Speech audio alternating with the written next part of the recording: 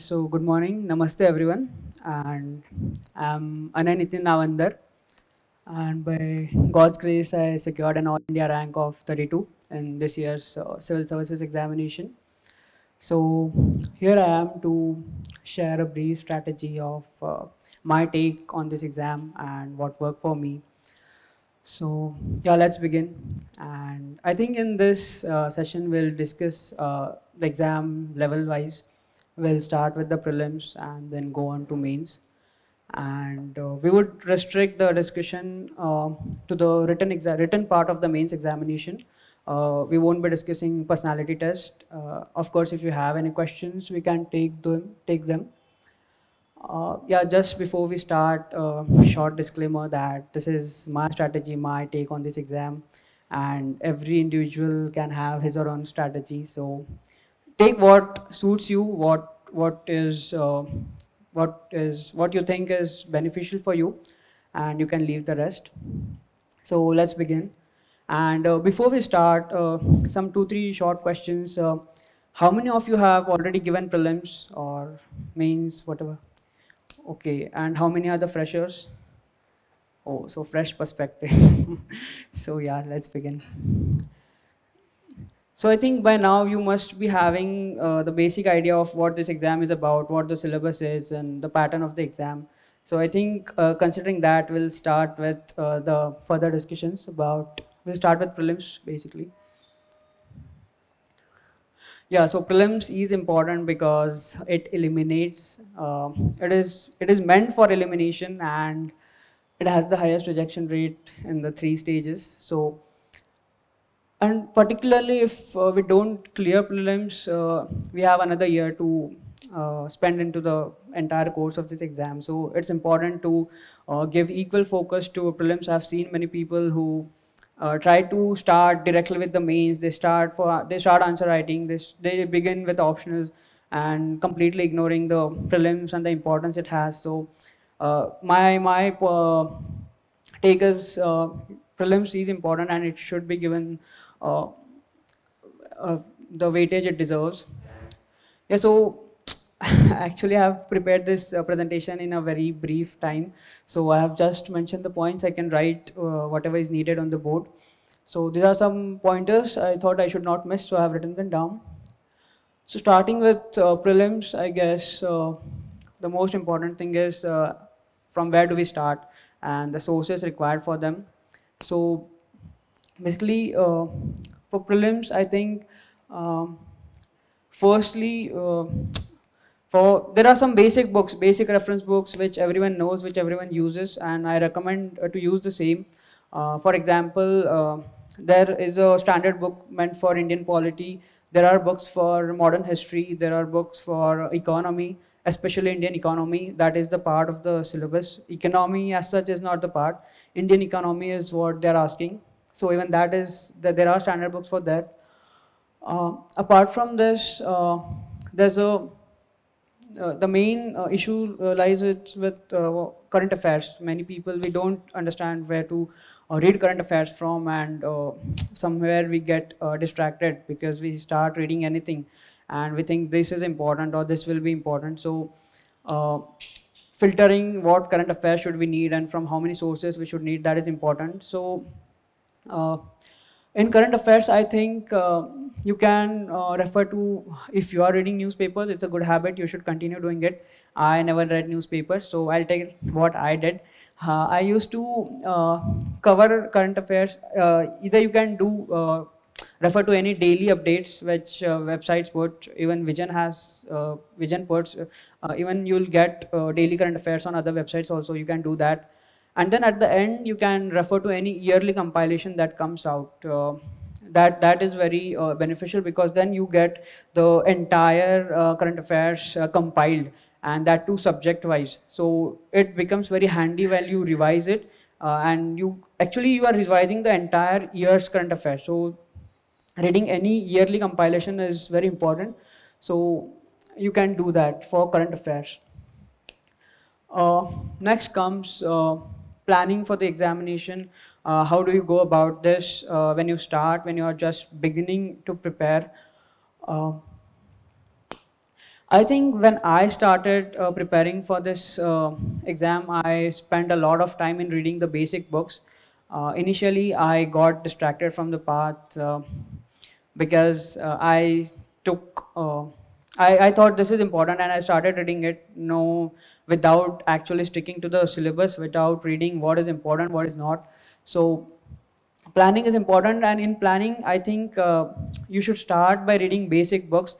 I read the Indian polity, the standard book for it. I read it for complete 1 month. I read modern history for 1 month, then environment for 1 month, economy for 1 month. I spent a lot of time in doing that, and that helped me a lot. I'll tell you when. Because these books build the basics, and basics are very important in prelims. You cannot predict what current affairs would be asked, what contemporary things would be asked, but you certainly know what important topics are there in the static part of the syllabus.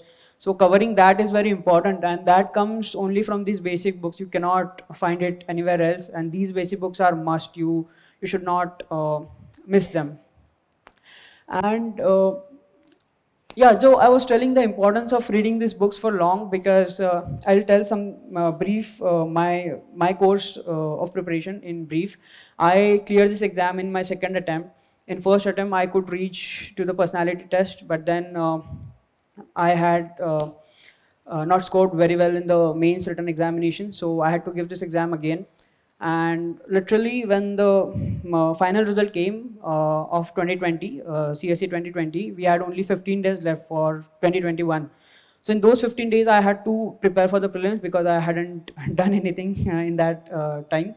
So, but because I had read these basic books for 1 month, my foundation was very strong. I did not read again polity, history, economy, geography. These subjects I found like I could save a lot of time in reading this or revising these subjects again.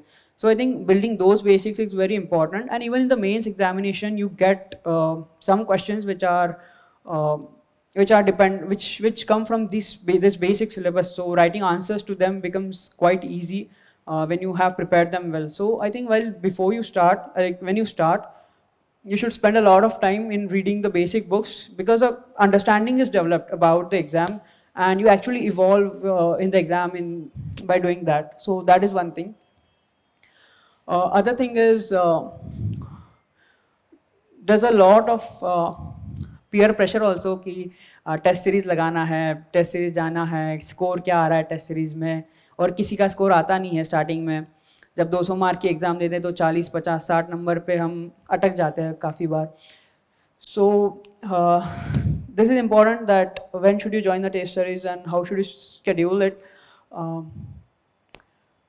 See, test series is meant to test your understanding of the syllabus. It is not to give you scores, because even you score above 100 in the test series, I give no guarantee that you will get through the prelims. So there's no point in seeing what scores are you getting in the test and then analyze then coming to the conclusion that अच्छा मेरा इसमें 100 आ रहा है तो मेरा prelims हो जाएगा, मुझे टेंशन नहीं है prelims का. That doesn't work, really doesn't work. So basically when you start preparing, आप जब basics पढ़ रहे हो, आपने polity पढ़ लिया, आपने history पढ़ लिया, तो after that you start taking sectional tests maybe, और आप देखिए कि आपका understanding कितना हो रहा है syllabus में. कोई भी पेपर उठा लो आप, उसमें कुछ क्वेश्चंस होंगे जो आपने कभी नहीं पढ़े होंगे, कुछ ऑप्शंस होंगे जो आपको एकदम फॉरेन लग रहे होंगे. तो ऐसे क्वेश्चंस को वो मोमेंट के लिए you can wait for some time, but आप देखिए कि आपका बेसिक अंडरस्टैंडिंग हो रहा है कि नहीं. बिकॉज आपने अगर पॉलिटी पढ़ा है, कुछ इंपॉर्टेंट चैप्टर्स पढ़े हैं पॉलिटी के, may be constitution, parliament, judiciary, ये सब पढ़ा है, और इसके अगर बेसिक क्वेश्चंस आप कर पा रहे हो सॉल्व, तो then you are on the right track. And then you can go on building what shortcomings are there, which you will get to know in the test series. But ऐसा नहीं होना चाहिए कि you have started preparing, आप test series लगा रहे हो, उसमें कोई एक question आ गया जो बहुत ही मतलब vague question आ रहा है कहीं से, and then you get panic that you are not on the right track, or you are missing, you are not reading well. So that should not happen. So test series में always keep in mind that this is for testing what is your understanding about the subject, and test yourself. Like if you are giving a test, analyze by yourself ki what topics you have prepared, what okay, I'll come to this in the analysis part of the test. So after giving test, what to analyze in the test. So while analyzing, see that what topics you had prepared well, how many questions came from those topics, and then could you answer those questions, or there was some silly mistake, or you made mistakes in the fundamental basics about that topic. See, check that thing. If that is okay, then you doesn't matter what course you are doing. If you know that I haven't read this question and it came out of nowhere, and my reading was I mean, I did not read it well. So do that. Correct those shortcomings, rectify your mistakes, but just check that you are understanding the subject very well. And ऐसा कभी नहीं होगा कि आपके test series में जो question आ रहा है वो वैसे का वैसा आपको एग्जाम में मिल जाएगा. So what you have to do is you have to just see, you have to just gather knowledge. कभी टेस्ट सीरीज में आपको कोई नया पॉइंट पता चल जाता है, कोई नया क्वेश्चन आ रहा है, तो when you read the discussion of the test series, तो आपका एनरिचमेंट हो रहा है इस प्रोसेस में. So keep enriching yourself, keep adding to your knowledge. Test series का यही एक एम होना चाहिए. And after this it is also important that you read the discussion जो टेस्ट सीरीज का है. ऐसा नहीं होना चाहिए कि you are writing the test, you are solving it, and then you are not actually reading the discussion part of the test, because discussions is a very important step. There you analyze कि what are you missing. कभी कभी exception पे question बन जाता है. So generally we make mistakes in these questions.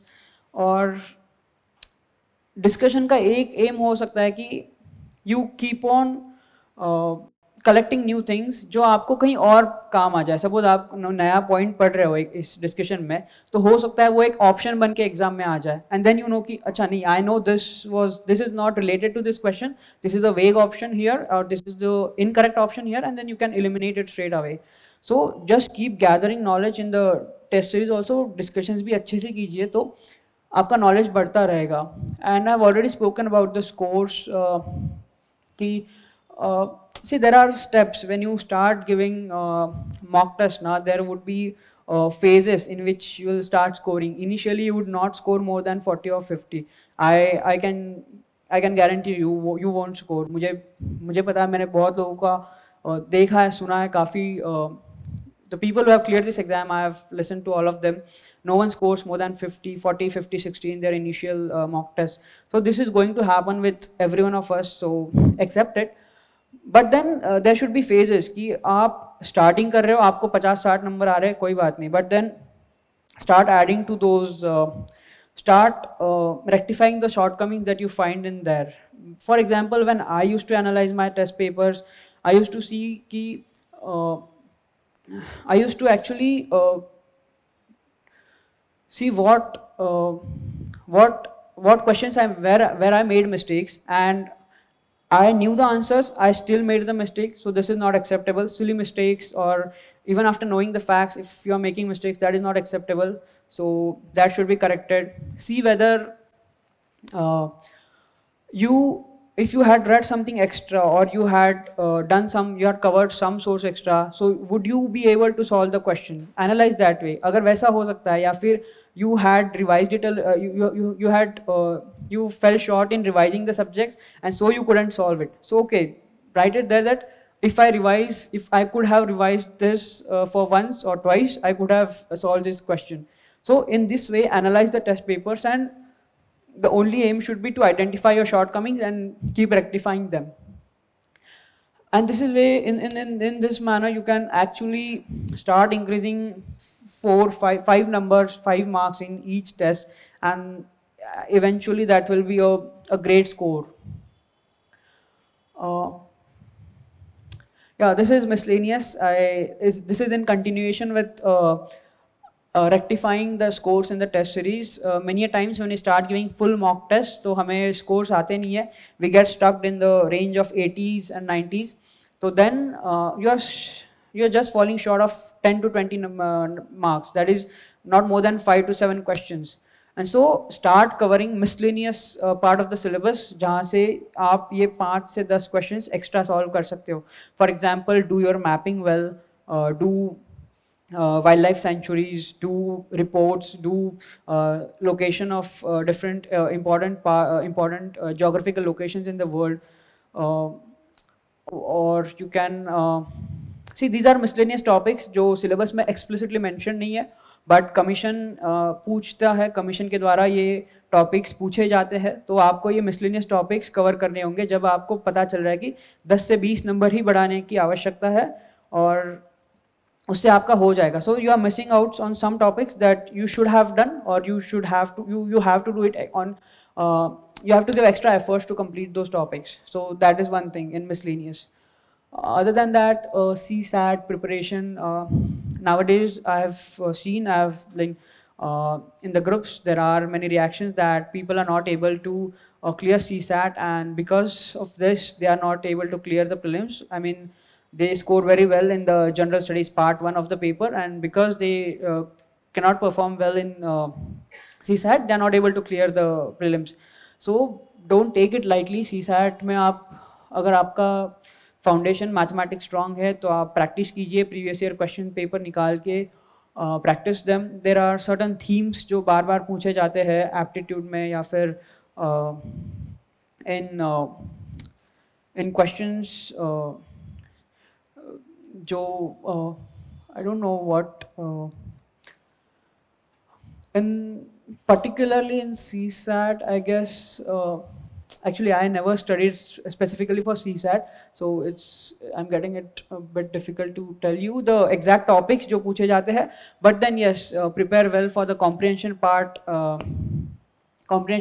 in the paper, and also the mathematics part. Then that will help you get through CSAT. No extra practice needed, but keep practicing unless you feel confident that yes, I'll be able to solve this, and that too within the constraints of time. That is essentially very important. Coming to the revision, yes, you need a lot of revision in prelims. The more you revise, the more you will recollect in the examination, and you are still starting to you are in the starting phase of your preparation. तो आपको इसकी importance अभी नहीं पता चलेगी क्योंकि you are reading everything for the first time. So excitement है आप में, वो नई चीज़ें पता चल रही है आपको, सो इट्स फाइन अभी. बट जब आप एग्ज़ाम देने जाओगे, एग्ज़ाम के 2 महीने पहले, 1 महीने पहले, जब आपने सब सिलेबस कवर कर लिया होगा, जब सब सारी बुक्स पढ़ ली होगी, then you will start feeling confused कि what to do. I don't recall, I don't recollect anything, there's a mess going in.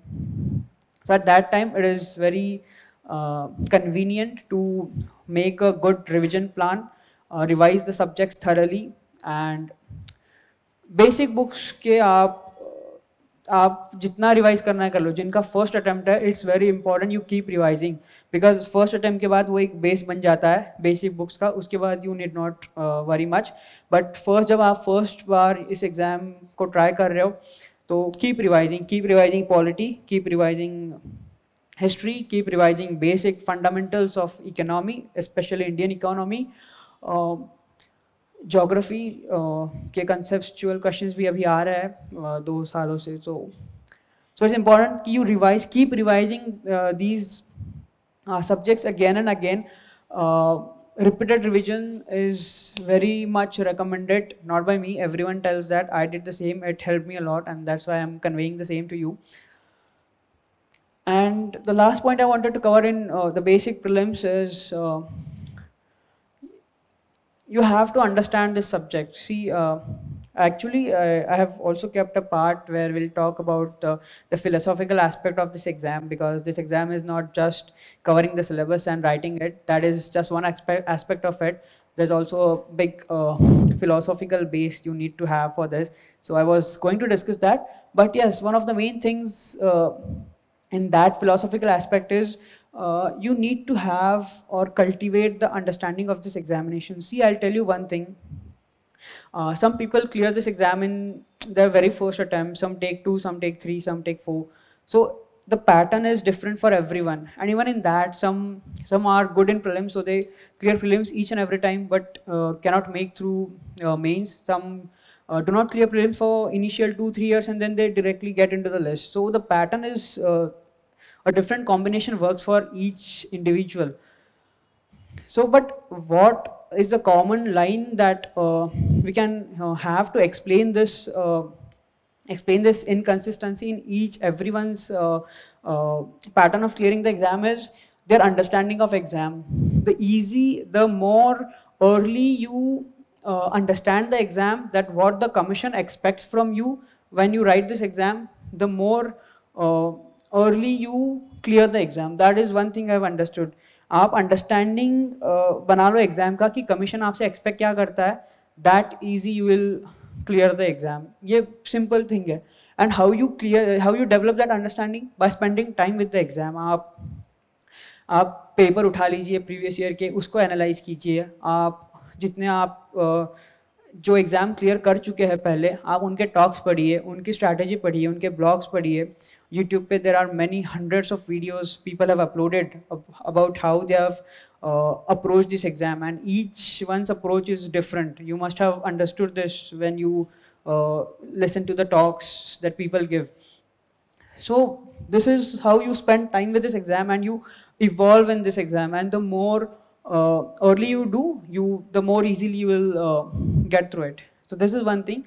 And now I want to start some illustration part of how to do. This is actually, these are my notes.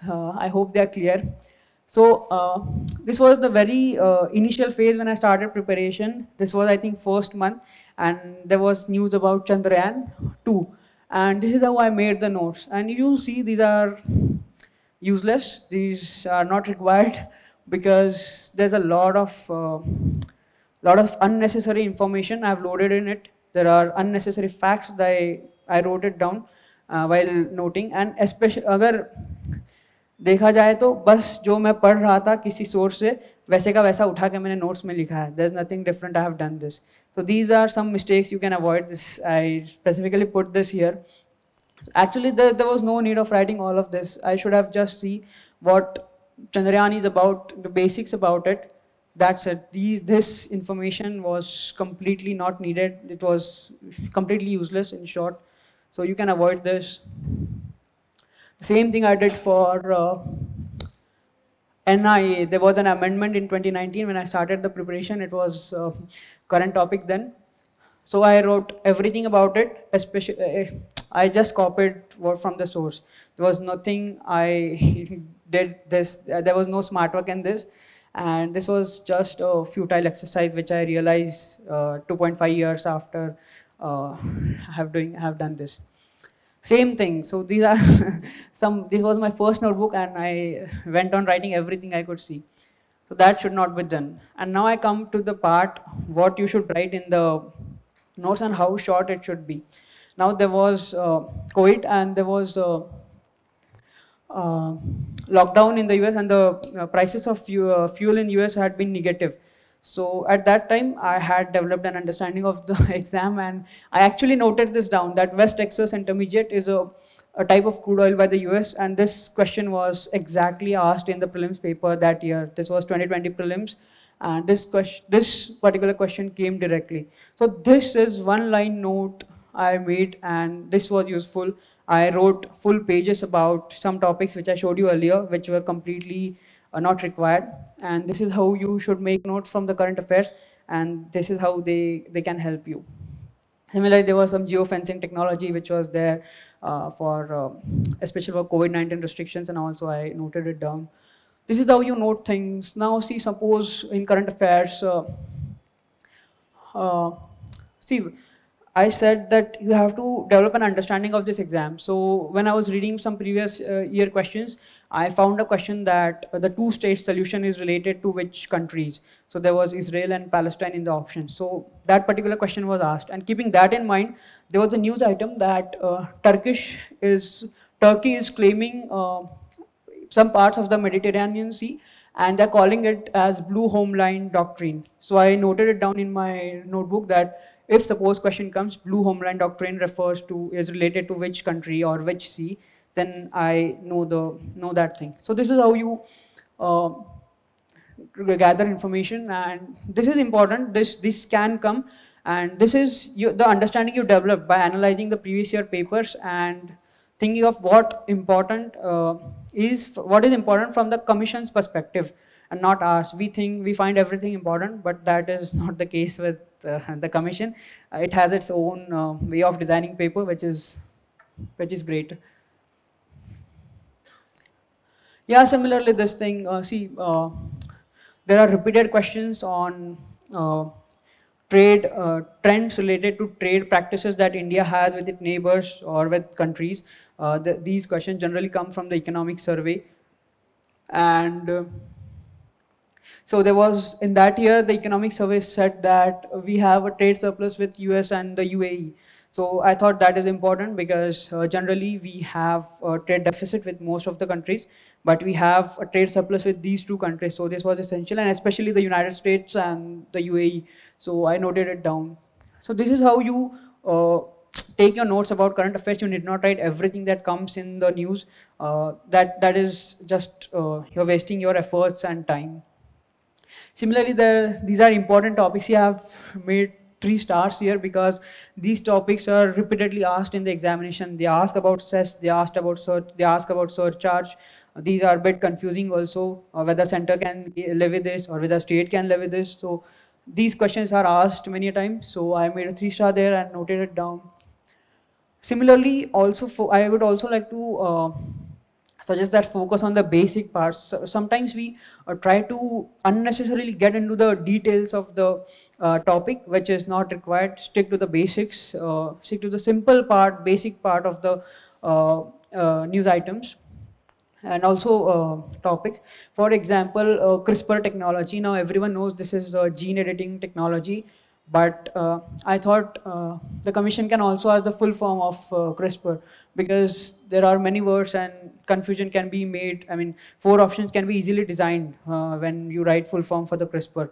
So and commission has been repeatedly asking on gene editing technologies and genetic engineering. So I thought this is important, this can be important, so I noted it down. So this is how you focus on basics and cover simple things, basic things.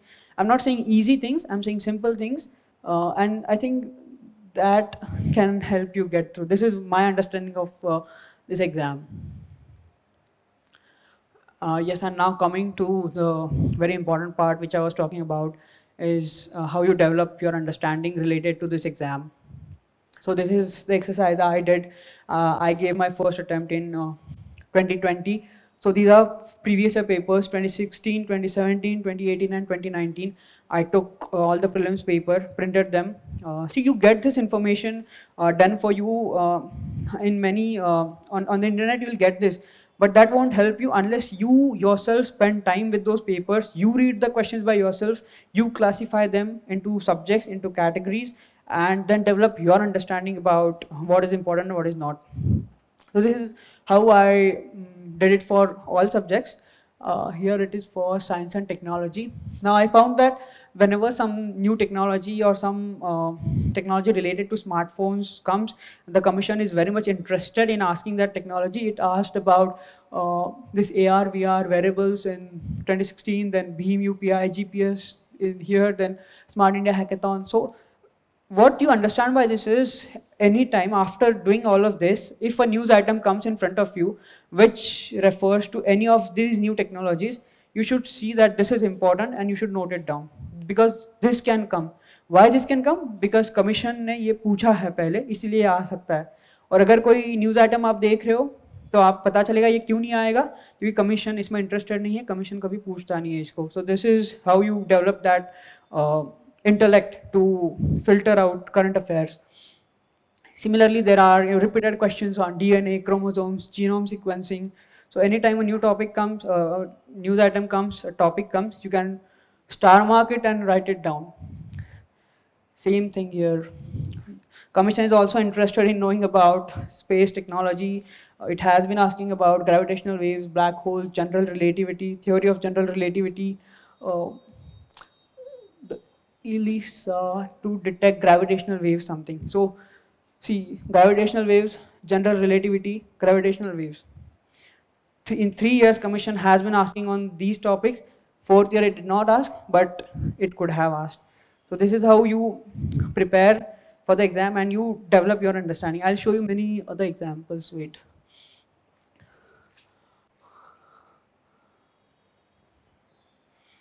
This is similar to the last one. Yeah, one more thing. See, the commission asked digital signature in 2016. It asked Digital India Initiative in 2017. It skipped it. It asked digital locker in 2019. In 2020, when I gave the exam, it again asked digital signature.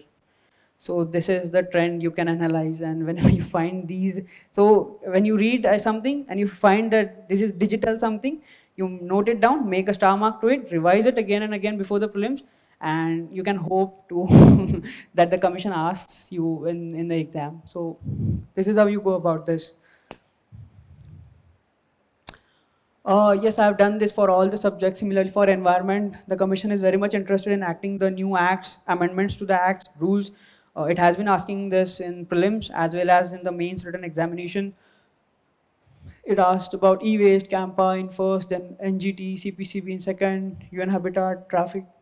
So you just see the trend. There are important topics that will always come. There are important themes that the commission would like to you to know, and you should do that. And you will also get to know that what is not important. Now, for example, I've seen many people, they are just by hearting the uh, IUCN status of animals. Show me 1 year when the commission has asked IUCN status of an animal or a bird. It doesn't ask. I don't know what the reason is. Maybe because IUCN is an NGO, doesn't relate something to government. I don't know what the reason is, but the commission has never asked any IUCN status of any animal or any bird. So it's a futile exercise to do that. And I've seen people preparing list of hundreds of animals and by hearting them, updating the list, whether the animal is endangered, it is critically endangered, whatever. Commission doesn't ask that. It has never asked that. And if it asks, it will ask one question. You can afford that question. You can afford to leave that question rather than spending hours for learning the IUCN statuses. So this is how you analyze what the commission expects. Yeah, same thing. I've done the same thing for all of this. Now I was talking about the miscellaneous, which I spoke in the basic part, how to cover miscellaneous topics. Now this is a very important topic which commission asks every time about wildlife sanctuaries, about national parks. So it has been asking it. The nature of question has been continuously changing. कभी commission आपको wild life sanctuary identify करने के लिए पूछते हैं, कभी they ask the state in which the sanctuary lies और the national park lies. So the basic theme is same, but the commission is trying to change the nature of the question, and that is the special ability of the commission. They ask this from the same syllabus. They have been asking new questions each year. So now what I analyzed from previous year questions is that the commission has not touched that which river passes through which wildlife sanctuary, mainly main wildlife tiger reserves, main sanctuaries, the hills, whether the sanctuary or the national park is situated at the foot of particular hills. So these questions the commission has not asked yet. So I expected that maybe in the 2 attempts that I gave, हो सकता है एक हाथ बार match the following के लिए पूछ ले कि this river passes through this sanctuary or whatever. So I prepared for that. The national parks, wildlife sanctuaries which were in news in that particular year, I noted them down. I searched which river passes through these sanctuaries and which hills are situated nearby, so that I make myself ready to answer these questions. So this is how you first analyze the trend and then prepare the course of your preparation in that particular direction, so that you don't get distracted, and also be prepared for the so-called vague questions that the commission asks. Yeah, so having done enough discussion on prelims, I think we'll briefly discuss about mains. I know many of you have not started preparing for the mains as of now, but you can certainly note some important things which will help you in future, and I think that will help you. This will be helpful for you also. So yeah, mains is important because they say it gets us into the list. So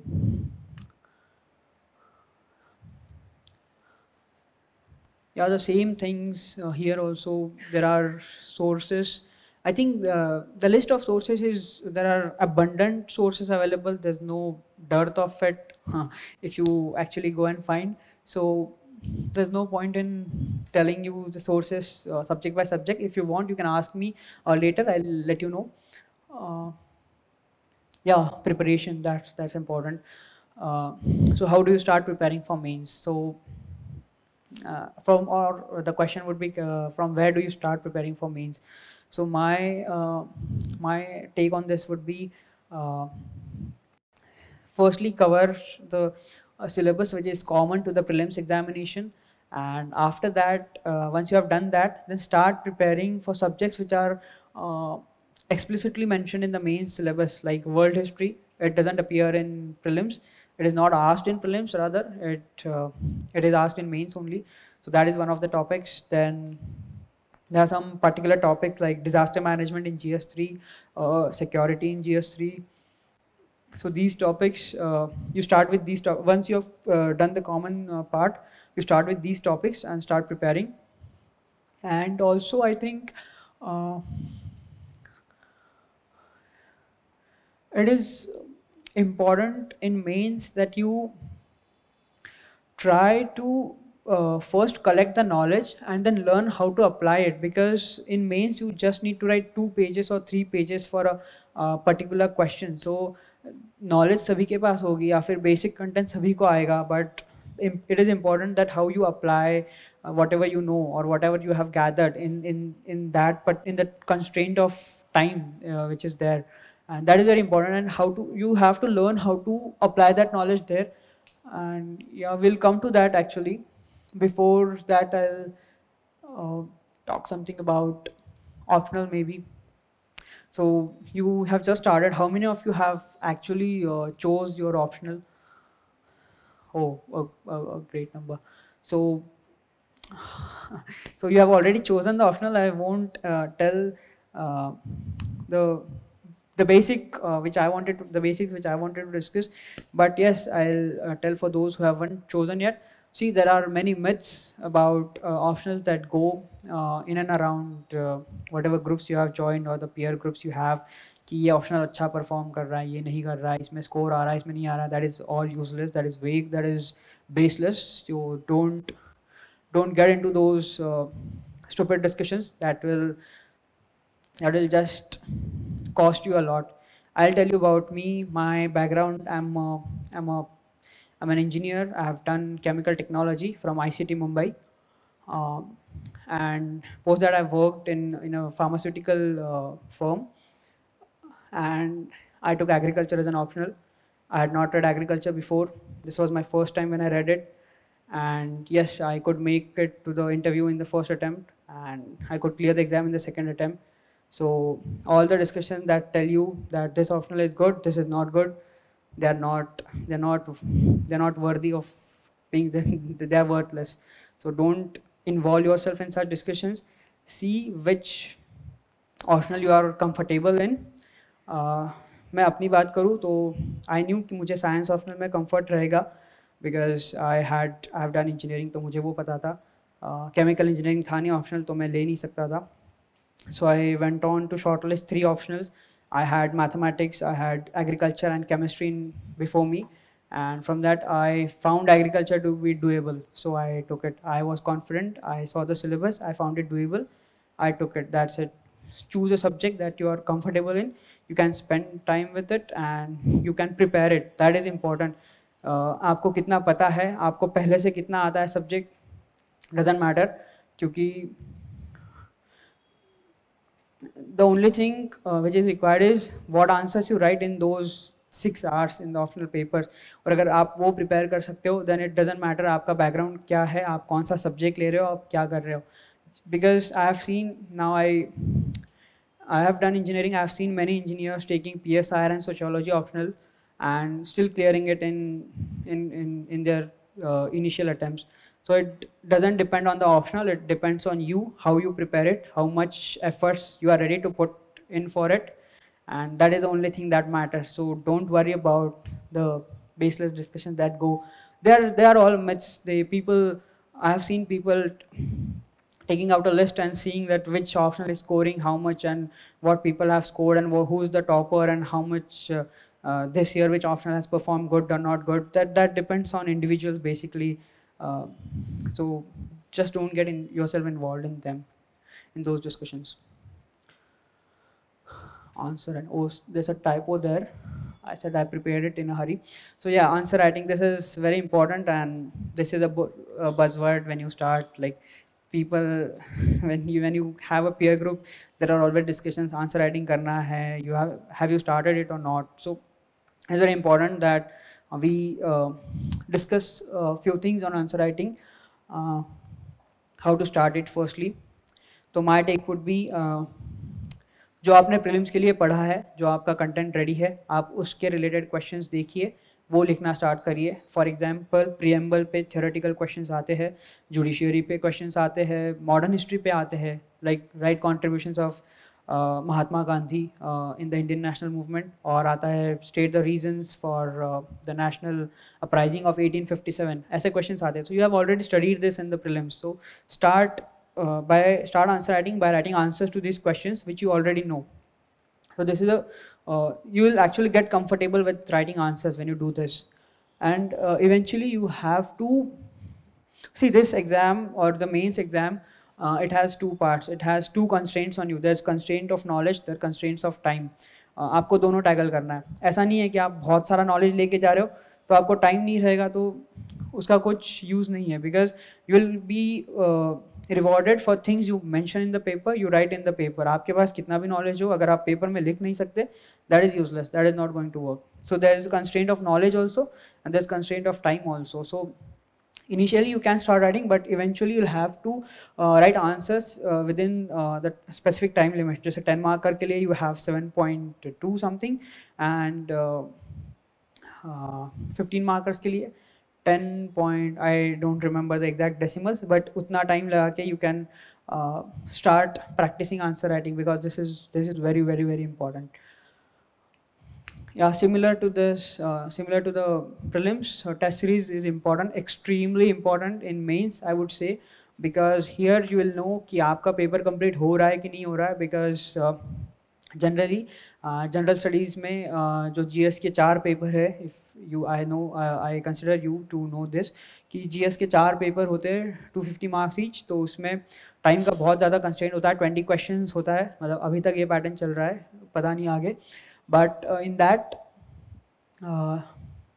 people cannot complete the paper, and if you cannot complete the paper in general studies, you're already out of the list, because if any of you have given GS test, if you have written test, आपको पता है कि if there are 10 marker question, 15 markers, इसमें से max people get 5 to 6. This is the max number I'm talking.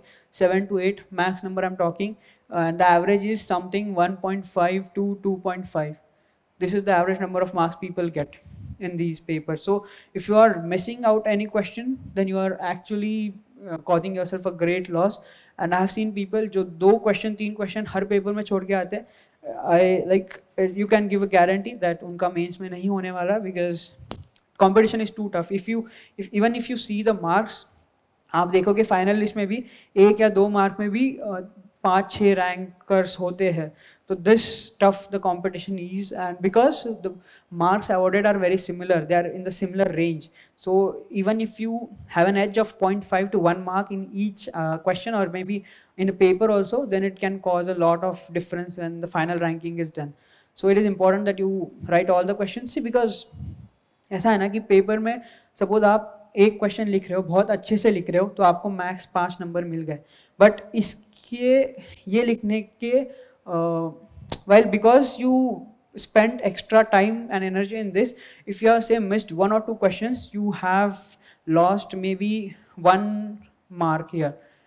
मतलब यहाँ आपको average 4 मिलते थे, आपने बहुत अच्छा लिखा इसलिए आपको 5 दे दिए, बट आप अगर 1-2 क्वेश्चन छोड़ रहे हो ऐसे, तो you are losing on 1.52 marks in each question, and that 1.52 marks can cause a great difference when the final tally is done. So it is important you cover all the questions. And so there are 2 things you have to do in test series, in mains test series especially. First, try to complete the paper ये आपको देखना है कि 3 घंटे में मेरे 20 questions हो रहे हैं कि नहीं हो रहे.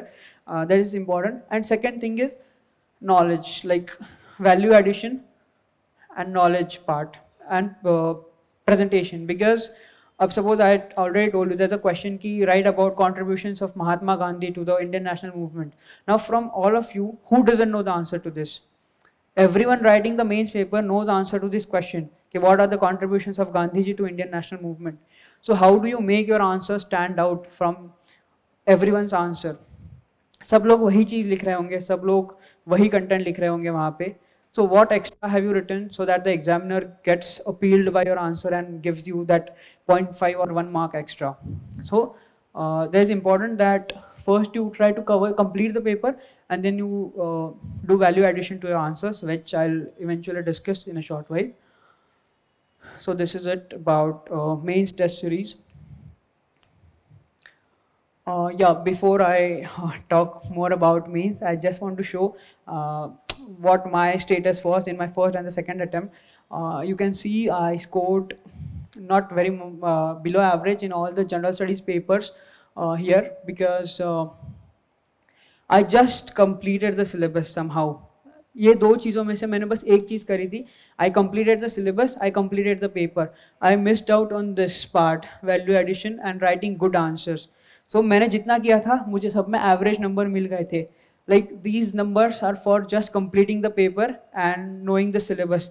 मैंने जितना लिखा था उतने number मिल गए. But then in the next attempt I tried to make value additions to my answers to improve on my shortcomings, and I improved scores a lot. You can see 38 in ethics, 24 in GS2 and 33 in GS1. This is how I increased my score.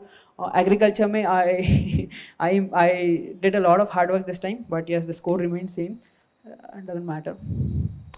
So I'm just showing this so that you have faith in me about what I'm discussing in short while, and you can hopefully take some good pointers out of it. Yeah, so we'll start with the essay part. This is the first paper in mains examination, and I think it's where people struggle a lot in essay, because essay is nowadays they call it a maker or breaker, because essay में लोगों के बहुत अच्छे number भी आ रहे हैं और कुछ के नंबर्स नहीं आ रहे हैं essay में, तो आपका सिलेक्शन होना है नहीं होना है that वो डिसाइड हो जाता है essay से. And if I have to tell some brief things, everyone will tell you that there's no special preparation required for essay, and that is true to some extent, but you cannot go unplanned or without any strategy to write this exam. That would be a very stupid thing to do. You should always have a strategy back of your mind.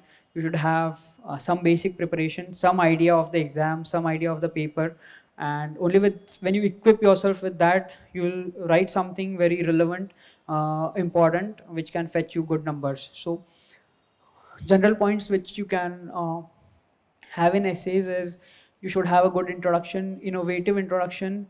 It's important, it's more beneficial if it's self-made. In short while I'll show you some examples of introductions I had written. You must have seen my essay marks. I scored 145 in my first attempt and 133 in second. So you can assume that I write somewhat good essays. So I'll show you what introductions, how I wrote them. And yeah, there are some important things you should note here, because in essay it is very much important that you be relevant to what has been asked.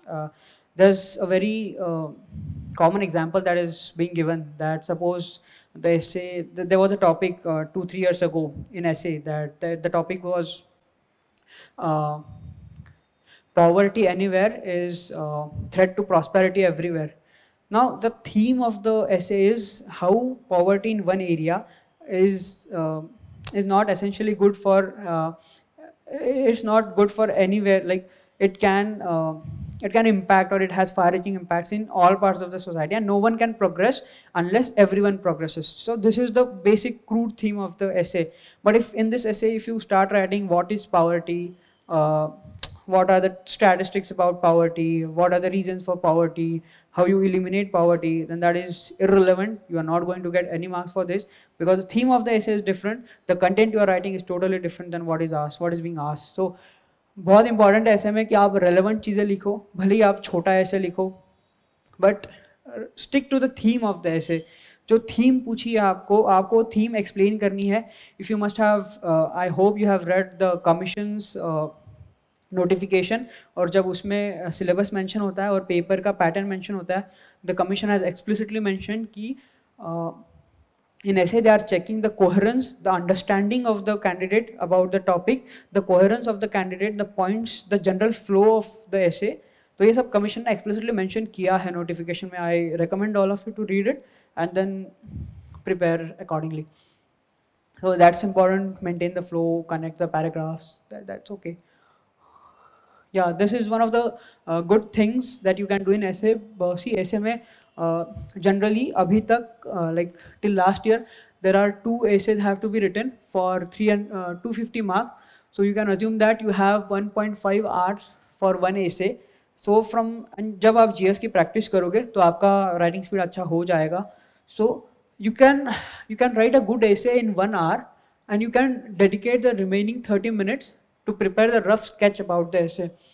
And in this rough sketch, you are actually mentioning everything that you are going to write in the essay. You have to write all the points that you are about to write. You can mention the quotes that you are going to use. Basically, you are creating a repository of all of this, and then you will actually add them when you start writing the essay. आपको अगर ऐसे का topic मिला है, आपको 3-4 quotes आ रहे हैं, आप लिख लो 3-4 कोट्स रफ स्केच में. आपको कोई अच्छा इंट्रोडक्शन आ रहा है, इंट्रोडक्शन लिख लो वहाँ पे, लाइक बेसिक लाइन में कि मुझे इंट्रोडक्शन में ये थीम या फिर ये समझाना है मुझे, आप लिख दो रफ स्केच में. आप पॉइंट्स जो है आपके अलग अलग डायमेंशंस जो है ऐसे के, वो आप मेंशन कर दो रफ स्केच में. आपको कोई एग्जांपल आता है, रियल लाइफ स्टोरी आती है, वो मेंशन कर दो. So you create a full repository of whatever you know about the theme, related to theme.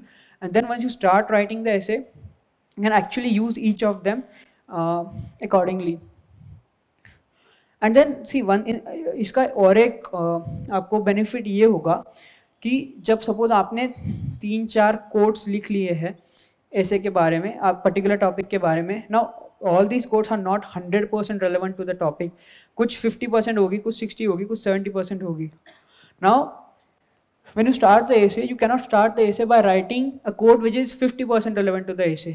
That shows that will give a bad impression to the examiner कि आपको theme समझ में नहीं आई है, आप ऑफ द थीम लिख रहे हो, या फिर आप you are forcing things into it. आप फोर्सफुली कोई कोट फिट करना चाहते हो वहाँ पे, जिसकी मतलब आपको नहीं आता, आप कुछ फोर्सफुली लिख रहे हो वहाँ पे. So you have not understood the theme, or you are writing what you know and not what is asked. So that sends a bad impression. So when you write 3-4 quotes, see which quote is most relevant to the topic and write that quote in the initial, when you start the essay, write it in the initial paragraphs of the essay. So this will be a good, this will leave a good impression in front, before the examiner. Yeah, some small points, you have to underline important points. You do it in the GS papers. In essay also you can do. essay में आपके पास time ज़्यादा होता है, तो और NEET दिखने के लिए use a scale, draw straight lines. That's just basics. या you can prepare introductions of essay. Suppose अभी एग्रीकल्चर की थीम है, इस पर काफ़ी बार पूछा जाता है. सो आई wrote these 2 things about India's agriculture. एक बार एक ऐसे आ गया था कि India's agriculture from, I don't remember the exact topic, but कुछ था कि the past of Indian agriculture and the present of Indian agriculture, ऐसा कुछ topic था. तो now this is account of some French traveler. I got this from some basic book only. I noted it down and I actually had read this thoroughly before the essay exam. That's yeah, that is also an account of Greek ambassador Megasthenes. Yeah, I think he was during Mauryan period or something. So these are some accounts of foreign travelers, and if you start your essay, when the essay is about the prosperity or greatness of Indian agriculture, and if you start the essay with these accounts, then it shows a extremely good impression in front of the examiner. It would be a unique way to do that, and that will certainly fetch you 4-5 marks extra maybe. This is how it helps. I was talking about self-made innovative introductions. So this was one of the introductions I wrote. The topic was fight against malnutrition, policies and pitfalls. So this is how I started that. It just introduction. I wrote stay healthy, stay fit. Said someone. The other said boost your immunity. Someone said consult a health expert. All of these buzzwords suddenly propped up amidst the COVID-19 pandemic, but none expressed, rather admitted that the above simple precautions were a luxury for the millions. Today, the world realizes that immunity cannot be boosted without proper nutrition for all, because the pandemic causing virus cannot distinguish among the rich and poor. Thus, it is the malnourished population spread throughout the globe, but concentrated in some areas which become most vulnerable to many, to one of the many disasters like COVID-19. So this is somehow I started the introduction, and actually I could use this in the final exam also, and that year I scored extremely well. So this is a self-made introduction. You can write these because this will give something unique to the examiner. Many times I've seen people writing stories in the essay papers. There was a girl named this, there was a boy named this, and he or she lived in this area, and he was deprived, she was deprived. But everyone can make up these stories. These are not, that's not a difficult task to do. आपको अगर मैं बोलूँ आप cook करना, story cook करना is not a difficult task. You are not putting efforts into it. You are just using an escapist way to introduce an essay. So put efforts into it, make some introductions, prepare them. Now I used this introduction for malnutrition. Then there was an essay on poverty. So I twisted it somehow, and I wrote this connecting paragraph that yes, this is poverty and this is how it discriminates among the rich and poor, even though the virus did not. So you connected the introduction for, you made it relevant to the topic, and there's an introduction ready for you. So this is how you write introductions to the essay. Yeah, I think these are more specific to mains value addition. I'll just tell you the highlights. We'll discuss it very briefly, then we'll move on to question and answers. Ethics, integrity, and aptitude. This is part of General Studies 4 paper, and this is something different than GS 1, 2, 3, what you write in that. And I was talking about innovation and value addition. So आपने अगर case studies देखा होगा GS 4 के paper में 2 sections होते हैं. Section A में generally theoretical questions होते हैं, और Section B में case studies पूछे जाते हैं. So case studies में there's always you are expected to write the stakeholders involved in the particular case. So yeah, generally it's practice to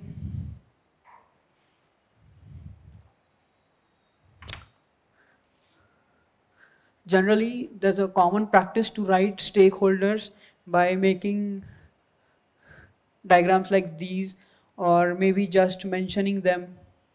So this was one of the innovative ideas I did, like you make a pie chart and then you actually show how much weightage each stakeholder has, and this is something innovative you can do in the case studies. So this is how you improve your answers, you make them more interesting, more presentable, more appealing to the examiner. थोड़ा आधा एक number extra मिल जाए उसके लिए. और yeah, and one thing I was telling about is the whole discussion I'm telling you how to make, like we have discussed prelims में कि क्या लिखना चाहिए क्या नहीं लिखना चाहिए, notes में क्या लिखना चाहिए. The same thing follows for mains. Mains में आप एक डायरी बना लो और उसमें आप सेक्शन वाइज नोट करते जाओ जो भी वैल्यू एडिशन आपको मिलता है, जो भी एग्जाम्पल मिलता है, कमीशन का नाम मिलता है. You make a diary and keep note of all of this so that you can use all of this when you right answers. आप अगर ऐसे सोचोगे कि मैं आपको एक टॉपिक दे रहा हूँ फिर आप उस पर सोच रहे हो आपको क्या आता है, that doesn't work. You will first have to make a complete that collection of quotes, collection of name of commissions, collection of reports, collection of examples, and then once you have gathered that knowledge, then pick things from it and put it in the answers. This is how you can do it in a comparatively easy way. So while you make this diary, start mentioning all of this. Now for example, in ethics you will need a lot of real life examples of officers who have exceptionally performed well in their particular districts, regions. So you can mention them, you can write quotes. Now there are values, there's a quote on integrity, there's quotes on kindness, quotes on empathy, quotes on honesty. So when you find a quote, write them. You can mention ethical jargons. Now, there's a good series called Justice. It was delivered by Michael Sandel. Uh, I didn't watch it. I didn't watch each and every episode of it. Initial 4 or 5 episodes maybe, and I got a good number of ethical jargons from it. You can mention this like. Now, suppose there could have been a case study related to distribution of vaccines. किसे पहले देना चाहिए, किसे नहीं देना चाहिए, या फिर so distribution of vaccines. So आप वहाँ पे लिख सकते हो कि prioritarian principle of distributive justice. So you can collect these ethical jargons and then you can use them in your answers later. Yes, you can have names of philosophers, both Indian and Western. Their philosophy, their basic you can quote Swami Vivekanand, you can quote Mahatma Gandhi, you can quote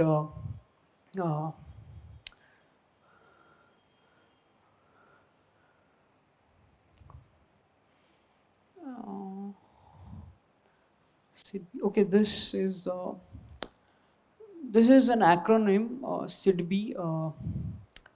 I actually, as I told you, you spend time with the exam and then come out with your own way. This was my way I discovered while writing ethics answers, generally section A.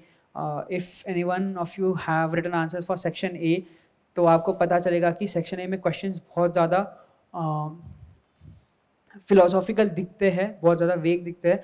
You don't understand from where you start because or where you end or what you write in that, because they are very much open-ended and वहाँ पे content gather करना is very difficult. So after spending some time, I came out with this acronym called SIDBI.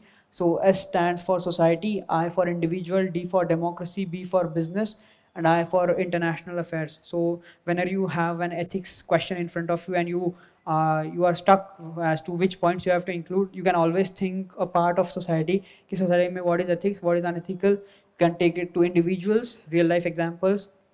Then you can talk about democracies. There are democracies which are flourishing. There are democracies where rights are being curbed. So you can always have ethical examples related to democracy. Businesses, there are businesses which give back to the society. There are businesses which exploit the society. So you can have ethical dimension from the business perspective also. And then there are international relations. One thing I'll tell you, international relations में आपको अगर ethics unethical का example चाहिए तो you can always bank upon our neighbors. You will always get a good negative example related to ethics from them. So yeah, there's no dearth of examples even there. So this is one of the acronyms. It's very essential. You can write it down. You can use it when you start writing the answers. You can think from all perspectives. You'll get more dimensions to write answers.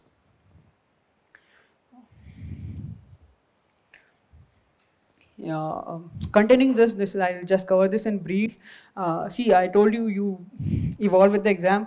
This is how I made my rules for myself. When you write answers for section A, I had decided that while writing this paper, I should think of the context.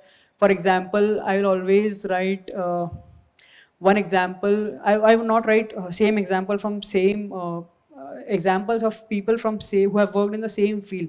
For example, Rajaram Mohan Rai and Dr. Ambedkar should not be quoted in the same answer, because then it becomes a repetition.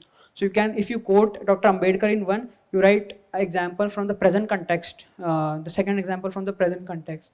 Also, you have to fit at least 2-3 examples. Each question must have a quote or a committee recommendation or a second ARC reference or a fundamental right, DPSP. So this is how you prepare a rough sketch in your mind as to how you are going to approach the answers.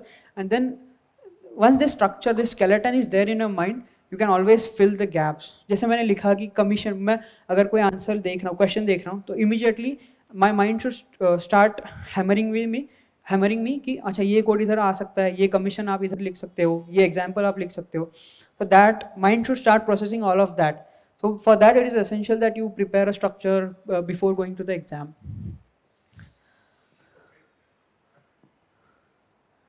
You want to note something? Committee recommendation. Committee recommendation. Now there are committees related to CSR, there are committees related to corporate governance, so you can mention them. This was my crude way of noting something, that if you have no example, if you think of no example, if you want to write a positive example, you can take from Mahabharata, you can take from Gandhiji. If you want a negative example, you know where to take from. So now, yeah, even in the case studies, there is when you write solution to case studies, you can, even there you have innovative approaches, because case studies mein the commission expects you to be very practical, give solutions that can be worked on the ground. आपको वहाँ पे super hero जैसा कुछ लिखना नहीं है कि मैं ये कर दूंगा वो, that doesn't work. आपको वहाँ पे एकदम ग्राउंड रियलिटी को ध्यान में रखते हुए solutions देने हैं. So for example, suppose there's a protest going on and you are in charge to control them, then you can bifurcate your course of action in two ways. That I'll use interactive measures, ki I'll go to the leaders, talk to them, convince them, and then I'll have coercive measures where if the law and order situation arises, then I'll have to impose section 144, whatever. So there are interactive measures, coercive measures. This is how you bifurcate your course of action. Yeah, similarly, there are other approaches you can use.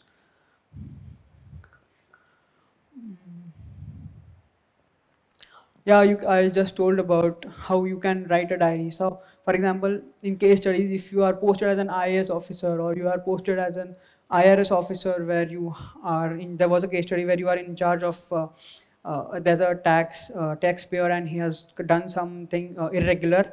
He has tried to evade the tax or some malpractice, and you are an IRS officer and you are behind that person.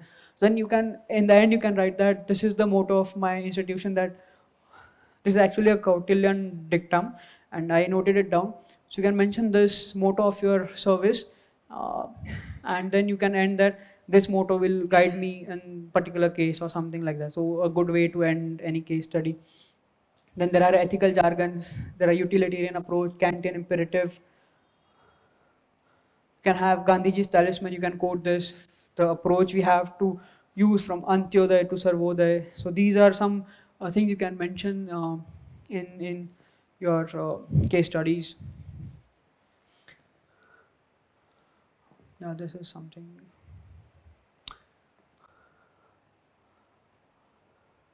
Yeah, now I'll just tell you how this works. I just had noted this down, and I'll tell you what happened with me. This question came in last year's exam. I had prepared this, and the question came in section A. The question was, write 10 qualities of a civil servant you want to see. Now, if 10 qualities are asked, you can write any 10. You can go, there's no sequence. You can write any 10 values which you think of at that moment. But I had already prepared that suppose there's a flood situation and you and your team go there. And so how at each step you will use a quality. So for facing the situation, you need fortitude. Then for understanding the situation, you need emotional intelligence. Then you interact with people with empathy. Then after that, you have your objectivity to see what the situation is, what action I'm going to take. Then you have the courage of conviction to take a decision. Then you have to show leadership and communication skills to implement what you have thought. For implementation, you can use moral persuasive power. If not that, you'll have to stick to the rule of law, that law and order should not be disturbed in any case. Then after that, you'll have to execute all your course of action with utmost selflessness and dedication. This is just a mistake here. This is not responsiveness. This is to take responsibility for action. At the end, after everything is done, you take responsibility for action, for the actions your team has taken. So now this I wrote as a flow chart. So I think this can give you 1 mark extra maybe. Similarly, GS 1, 2, 3, there are many short value additions you can do. Yeah, you can see now there are some themes which are repeated. For example, in GS1, if I talk about society part, then there are topics on, there are questions on regionalism, there are questions on secularism, globalization. These questions get repeated each year in some or the other form. So आप globalization का definition ready करके रख सकते हो. So whenever there questions comes, you can define what globalization is. So there are short preparations you can do before you go to the exam, ताकि जब आप exam में paper लिखने बैठो तो आपको वहाँ जाके आप अगर सोचोगे कि मैं क्या लिखूँगा definition, you are wasting your time. which is very much very much important when you write mains papers. आपका paper complete ही नहीं होगा अगर आप उधर जाके decide करोगे मुझे लिखना क्या है. So it is always a good practice to have introductions prepared beforehand. So you can prepare introductions. You can write in introduction. You can write definition, context, quotes, facts. Okay. Yes, I was a few minutes ago I was talking कि suppose आपको question पूछा जाता है कि mention the contribution of Mahatma Gandhi ji to Indian national movement. So everyone knows the answer to this. Everyone, like जो भी mains लिख रहा है सबको आता है इसका answer. So how do you make your answer stand out? आप year mention कर सकते हो वहाँ पे कि this year में this movement was led by Gandhi ji. That is one way of being very specific.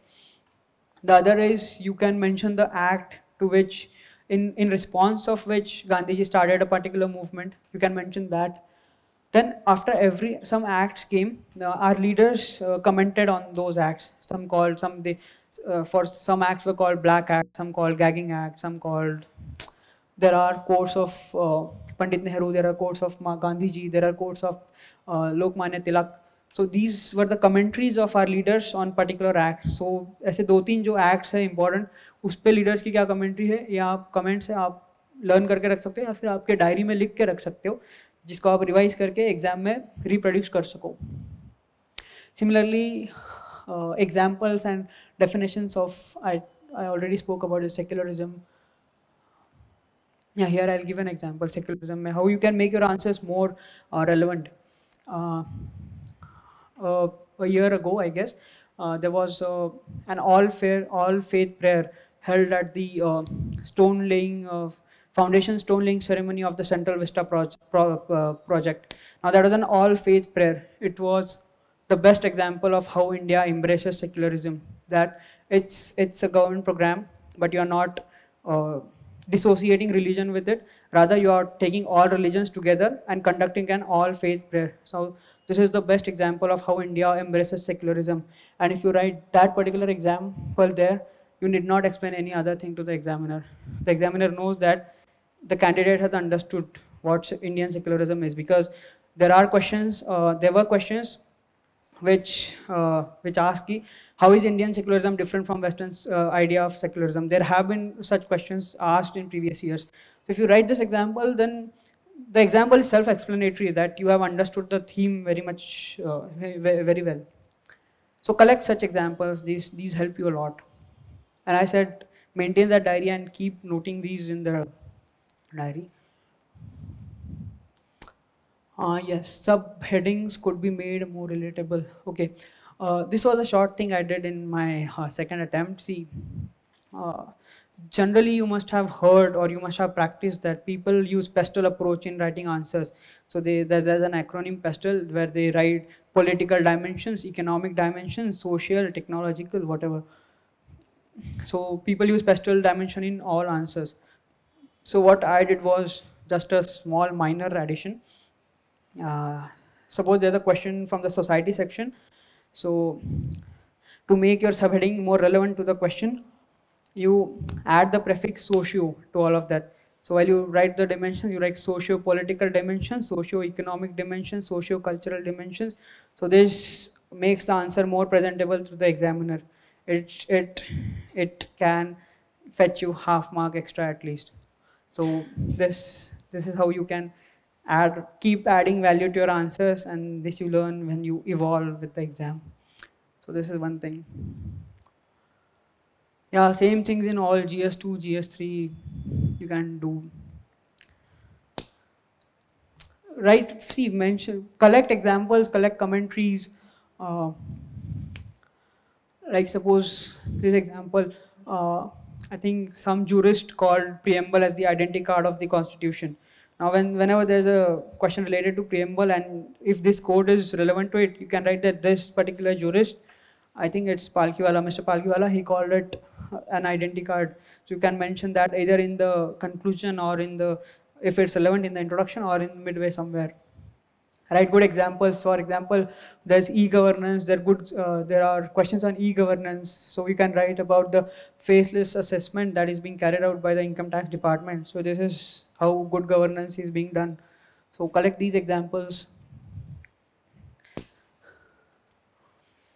Yeah, again, some illustrations. I'll take this fast. Yeah, so this is how you collect information. For example, DPSP, you can write, see I have just written phrases below the topics, and you can then use these phrases in your answers. For example, DPSP, I have written, they were taken from instrument of instructions. They aim to establish a welfare state, not a police state. They establish economic and social democracy.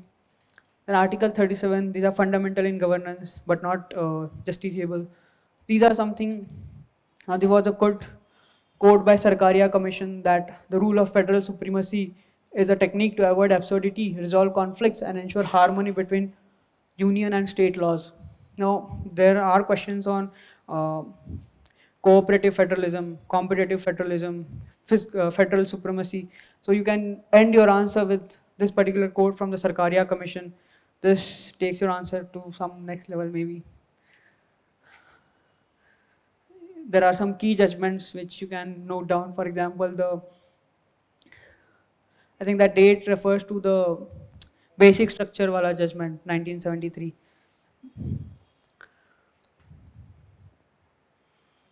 Yeah, as I told, commentaries. Now, for example, our Honorable External Affairs Minister, he made a comment, while addressing the UNSC, he said that India is a voice of moderation and advocate of dialogue.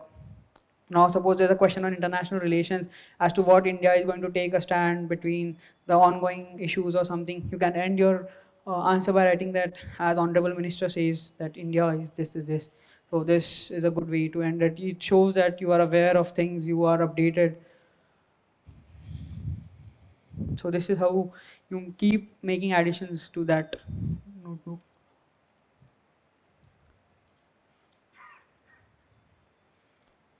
Yeah, examples. For example, there's always a question or so on cyber security. So you can update it with current affairs. Like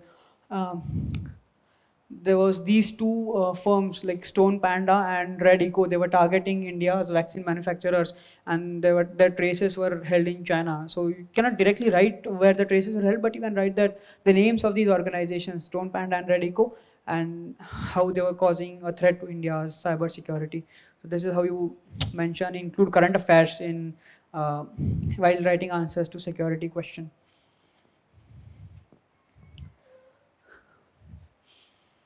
Again, this as I said, keep on adding value additions. I noted this down. Panchamrit of India, Honorable Prime Minister, while addressing the Glasgow summit, I guess he mentioned this Panchamrit strategy of India. And this exact question was asked as a 10 marker in last year's GS3 paper, that what are India's commitments at the Glasgow summit. So I could mention all of those 5 with exact numbers in the paper, and I think they must have fetched me good marks. So yes, this is how you make value additions, and these can help you anywhere.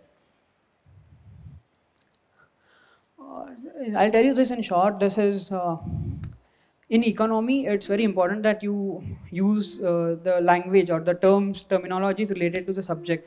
So while revising, I just made a list of terms related to economy, and before going to the paper, I revised them all so that you have those in mind and you can write them. For example, Atmanirbhar Bharat, you have labor reform, anything, multiplier effect. So there was a question on investment, so I could write how investments create a multiplier effect in the economy. FRBM Act, you can mention fiscal consolidation, monetary policy committee, market hand, invisible hand of the market, cross subsidies, neoliberal theme of economy, labor intensive economy, non-farm labor, wealth creation.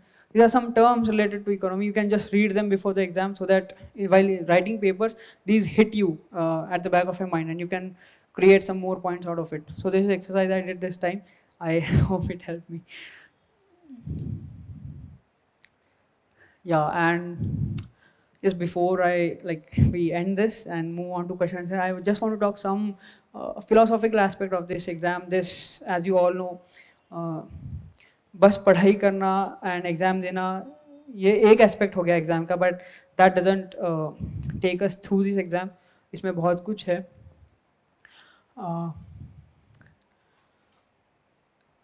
So I classified as 3 parts. Like it's the test of not only test of your knowledge, your preparation, because everyone of us works hard. ऐसा कोई नहीं है जो पढ़ाई नहीं कर रहा है या फिर टाइम नहीं दे रहा है इस एग्ज़ाम के लिए. सब टाइम देते हैं इस एग्ज़ाम के लिए. So it's test of your hard work, but along with that, it's also test of your patience and smartness. I'll discuss each thing separately. When hard work, I think when you start preparing, come with a strong commitment and dedication hona chahiye.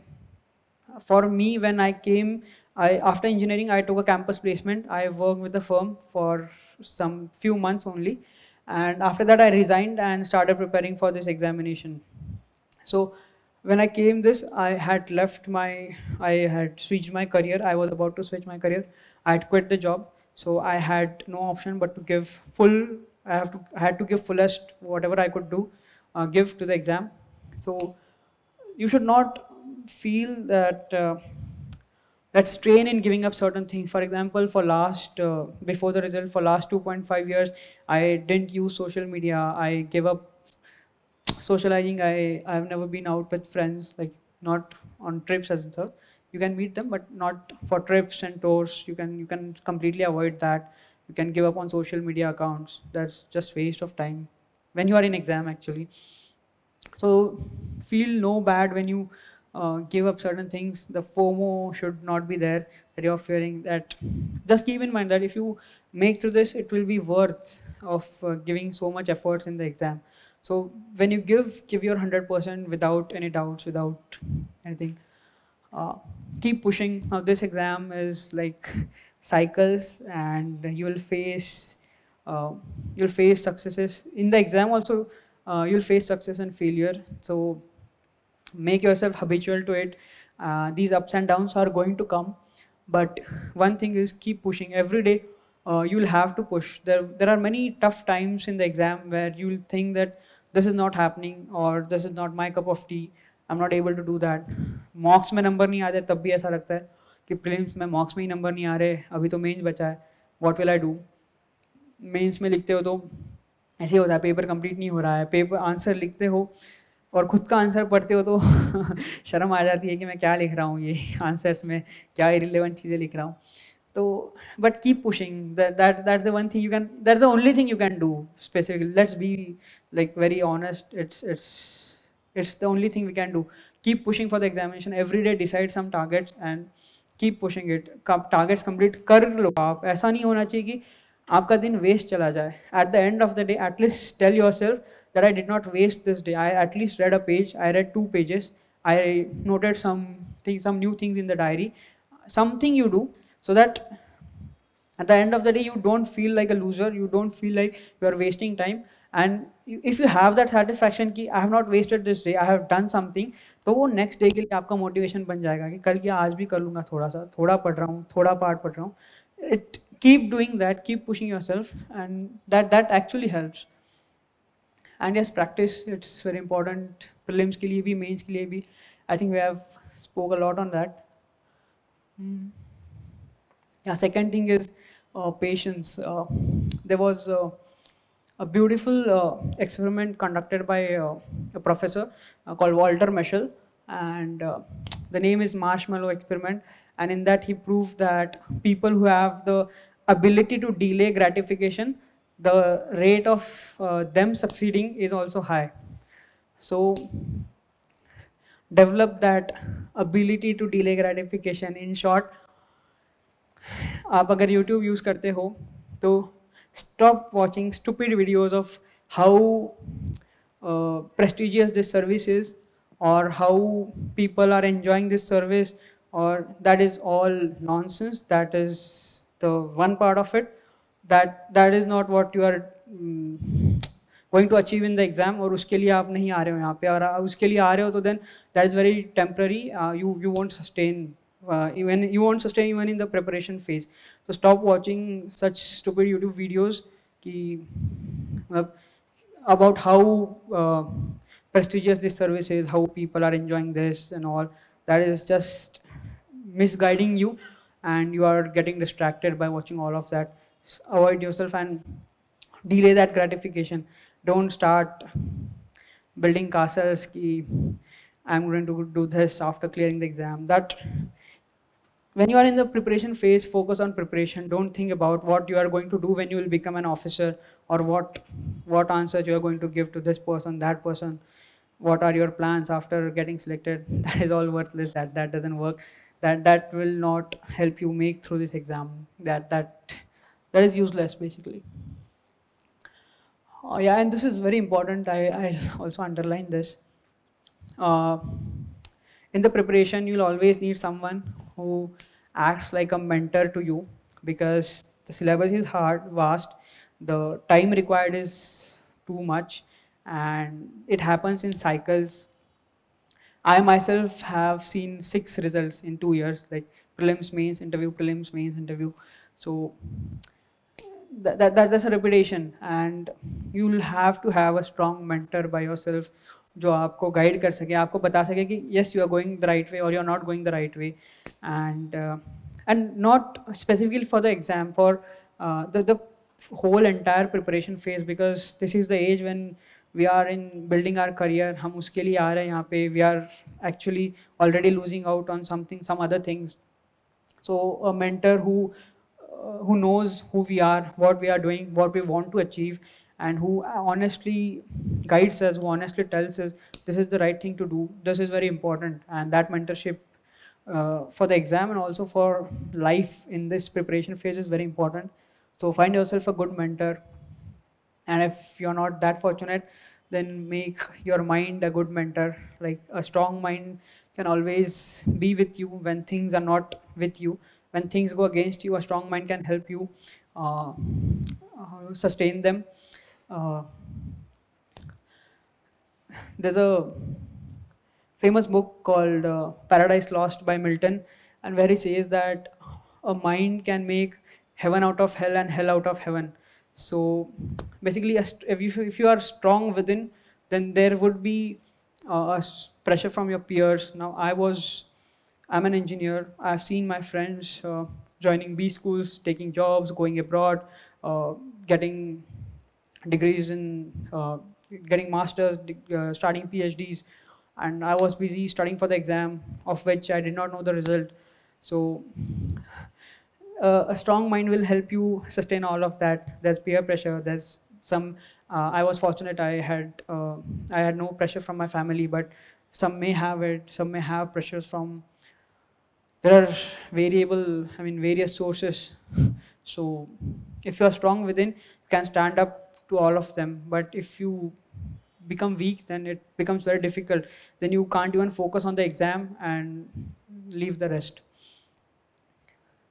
And lastly, smartness is, I think, very important, because as I said, people spend the amount of time you spend in this exam is like, it is in proportion to how less you understand the exam. The faster you understand the exam, lesser is the amount of time you spend in the preparation. And smartness is the way you cover it up. For example, strategy. While making your strategy, see what suits you, what kind of a person you are, what is your background, what will आपको क्या suit करता है, आपका background क्या है, आप क्या कर सकते हो, आप क्या नहीं कर सकते हो, या आपको डिसाइड करना पड़ेगा, वो आपके लिए कोई और आके नहीं करेगा.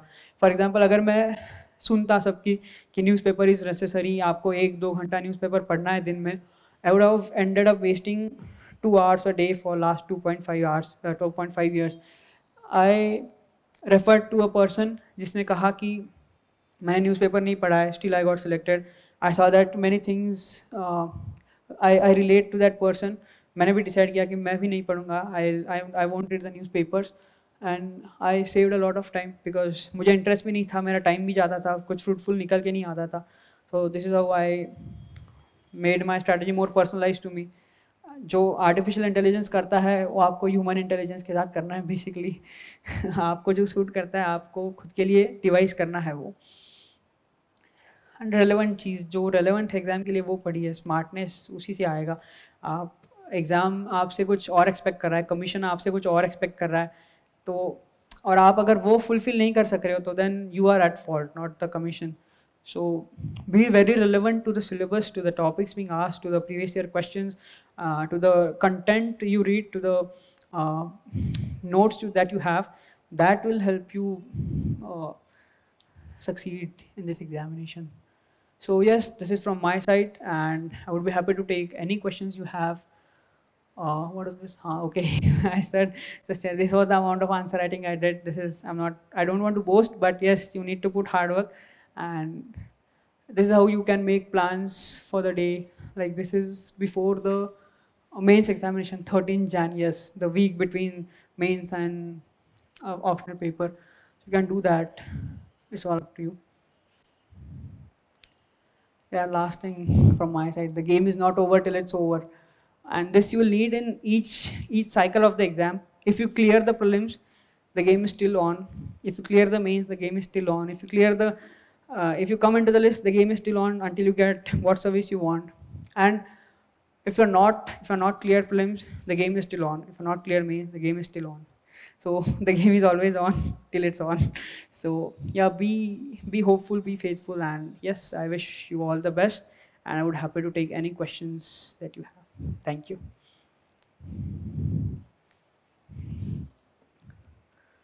Yes.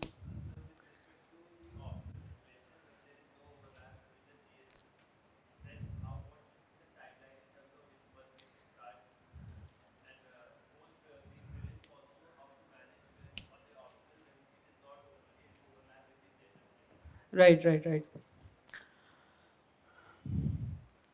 See, if it doesn't, if the syllabus is not common, you know that you have to put extra efforts there. So when you devise the plan, you devise the strategy. Initially, give a month extra when the optional is not similar to the syllabus is not similar to the GS papers, and complete at least one paper of your optional before the prelims. Do it thoroughly and make, if possible, make first reading for the paper, second part, or the any one of the papers from two. And while practicing this, I think in optional also it is very important you write tests and you practice questions. In this, there is no constraint of time. In optional, you have a lot of time. In optional, it doesn't matter if you leave 10 or 2 to 3 questions. Even if you leave 2 to 3 questions, doesn't matter, because here you get for what you write and what the content you write. इधर GS जैसा pattern नहीं है कि आप question छोड़ते हो तो you're not. So in optionals, be very specific to the content. आपने अगर नोटिफिकेशन पढ़ा है तो द कमीशन एक्सप्लिसिटली मेंशंस कि आपको if you are some engineering graduates then bachelor's degree तक आना चाहिए, और अदर ग्रेजुएट्स ऑनर्स डिग्री तक वो लेवल होगा एग्ज़ाम का, कमीशन ने बोला है. तो उस अकॉर्डिंग आप प्रिपेयर कीजिए. और यही है कि अगर आपका ऑप्शन सिमिलर नहीं तो स्पेंड सम एक्स्ट्रा टाइम. और the basic point is it all depends on what the optional is, what kind of a candidate you are, and in what circumstances you are comfortable. जैसा मेरा था, for agriculture, it was a totally new syllabus for me. There were heavy conceptual things in paper 2 related to biotechnology, plant breeding, genetics. So I had to spend a lot of time in covering that. So मुझे वैसे करके I had to prioritize it and then complete it. So it depends on the optional topics, background, time that we have. Yeah, but this is something crudely I can tell you. Yes.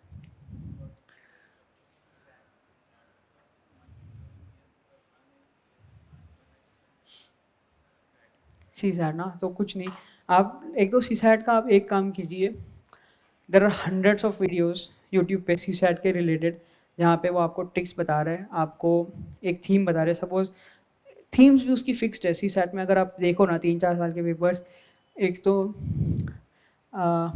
Work time के questions आते हैं, man hours वाले, वो ऐसे. तो एक कुछ themes है, वो थीम्स आप कर लो. परम्यूटेशन कॉम्बिनेशन शायद आता है, वो कर लो. तो आप ऐसे थीम्स आइडेंटिफाई कीजिए जो कॉमन चल रही है लास्ट 4-5 सालों से. आप पहले उतना प्रिपेयर कर लीजिए कि उस थीम में का अगर आपको कोई भी क्वेश्चन पूछा जाए तो you should be comfortable with that. फिर इसके बाद को जो भी आएगा वो आपको उधर हैंडल करना पड़ेगा बेसिक ऑफ कोर्स. और जो कॉम्प्रिहेंशन पार्ट है उसमें भी आप देखिए, उसमें भी 3-4 टाइप के क्वेश्चंस होते हैं.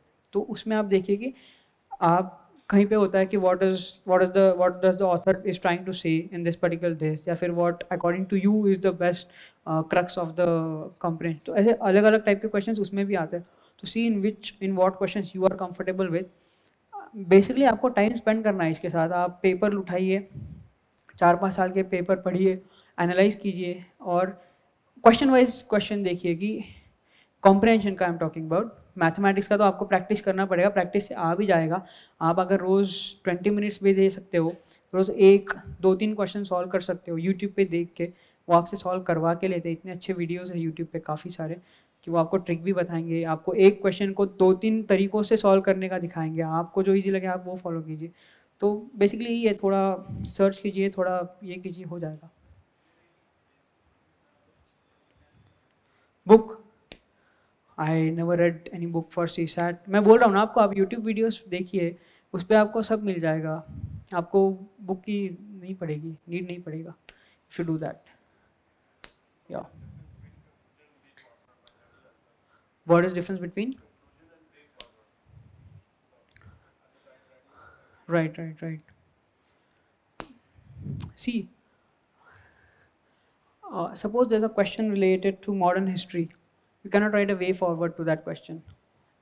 Suppose there's a question to there's a very see generally in GS questions na, I did not write way forward because mains is all about writing what has been there. जो theoretical theory present है, जो चीज़ें हो रही है हमसे वो expected है. What can be the way forward, what can be done, this is personality test वाला part. This is not mains wala part. Here you have to write what is there, what is asked. So I restricted myself from writing way forwards in the answer. What you can write is conclusions, जो हमने discuss किया कि how you can write conclusions. So that is it.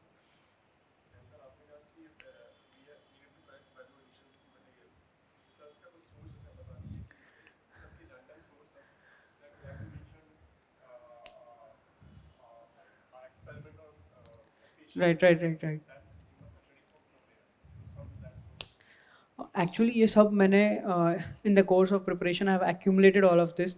आपने अगर देखा होगा ऐसे के जो एग्रीकल्चर वाला था, I think I took it from 11th economy NCERT और मे बी 12th NCERT शायद, उसमें से लिया हुआ है. कुछ वो पॉलिटी वाला तो मैंने लक्ष्मीकांत जो बुक है उसमें से लिया हुआ है. सो there's no one source. You keep on collecting data as you get it. आपको न्यूज़ आइटम्स में मिलेगा, आपको बेसिक बुक्स में मिल सकता है, आपको कहीं भी मिलेगा, आपको कंपाइलेशंस में मिल सकता है, कमीशंस के नाम मिलते हैं. तो just keep on adding.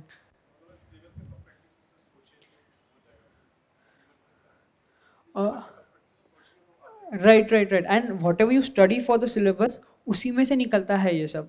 It's just that you identify, there should be like a scanner in your mind that you identify, okay, I see a good information here which can be useful, and then you filter it out and mention it in your diary. वो intellect develop हो जाना चाहिए.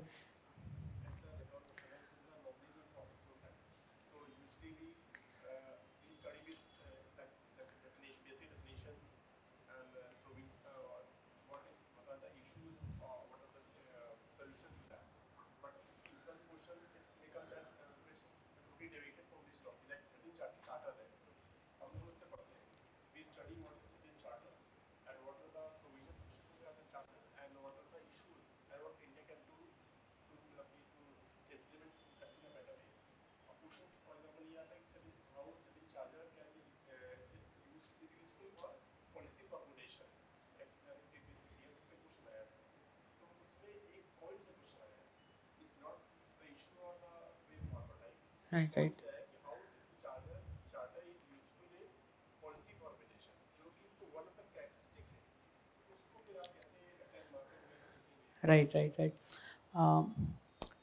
This is a good question and ये चीज़ ही हमको answer writing में develop करनी है. सी, आप कितना भी प्रिपेयर कर लो, जब आप पेपर में जाओगे देयर वुड बी क्वेश्चंस जो आपको पता नहीं है, आपने सुने नहीं है कभी. ऐसे रैंडम क्वेश्चंस आते हैं, हमेशा आते हैं और हमेशा आएंगे. मतलब आप नेक्स्ट ईयर भी दे रहे हो मेंस तो 3-4 क्वेश्चंस हर पेपर में रहेंगे जिसकी आपको कोई आइडिया नहीं है, आपने कहीं पढ़े नहीं, कहीं सुने भी नहीं.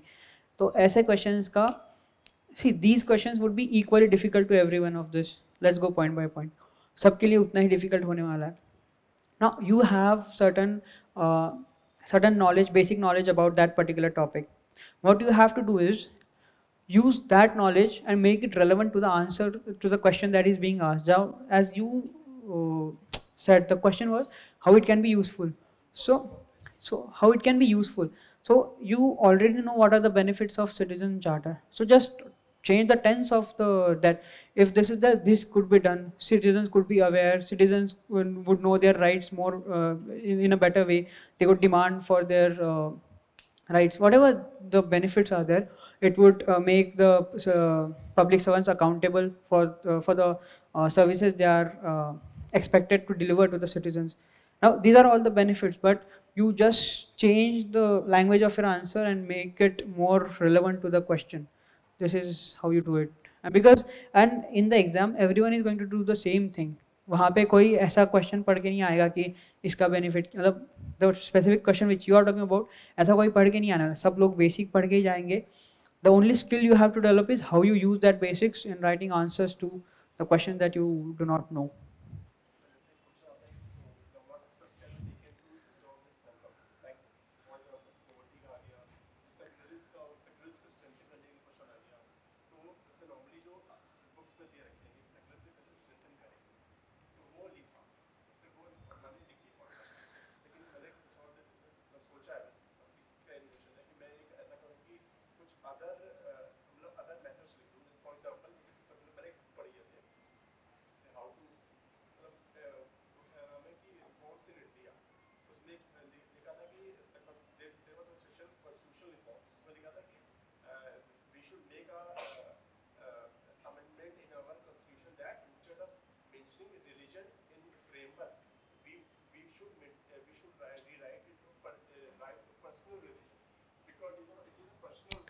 Right.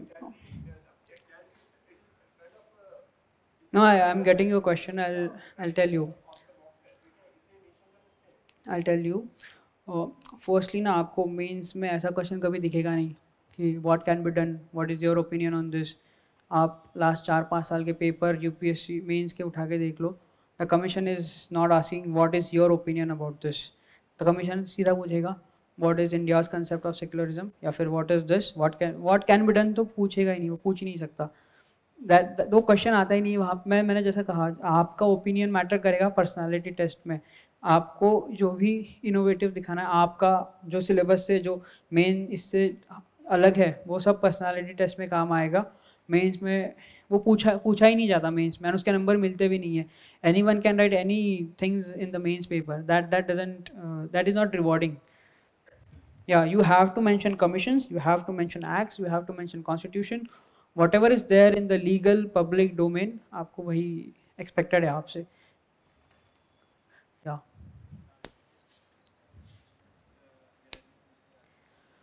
Personality test, see, I specifically kept it restricted the discussion on this because when you appear for prelims, आपका prelims clear होता है, आपका mains clear होता है, तो eventually you develop that aptitude for personality test. So एक बार I think the focus right now should be more on prelims, more on mains.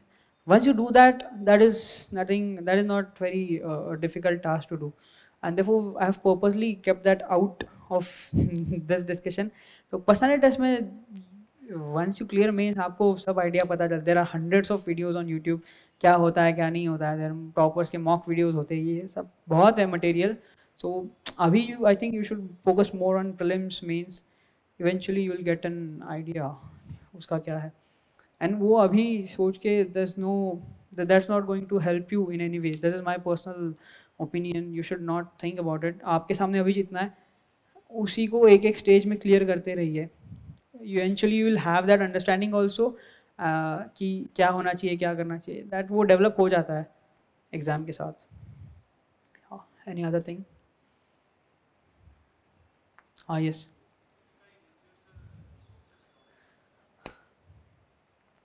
Ethics. Refer to the syllabus. वैसे तो there are specific qualities वगैरह mention की हुई है. Find definitions to those.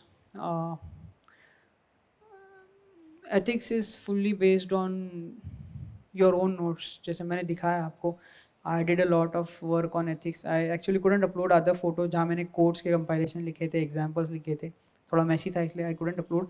But this is how you do about it. आप कोई quality ले लो, उस पर डेफिनेशन प्रिपेयर कर लो. इंटेग्रिटी है, what is the definition of integrity, 2-3 codes related to integrity. Codes भी आपको स्पेशल एफर्ट्स लेने की ज़रूरत नहीं है, 4-5 साल के पेपर उठा लो, कोड्स बेस्ड क्वेश्चन होता है एथिक्स पेपर में.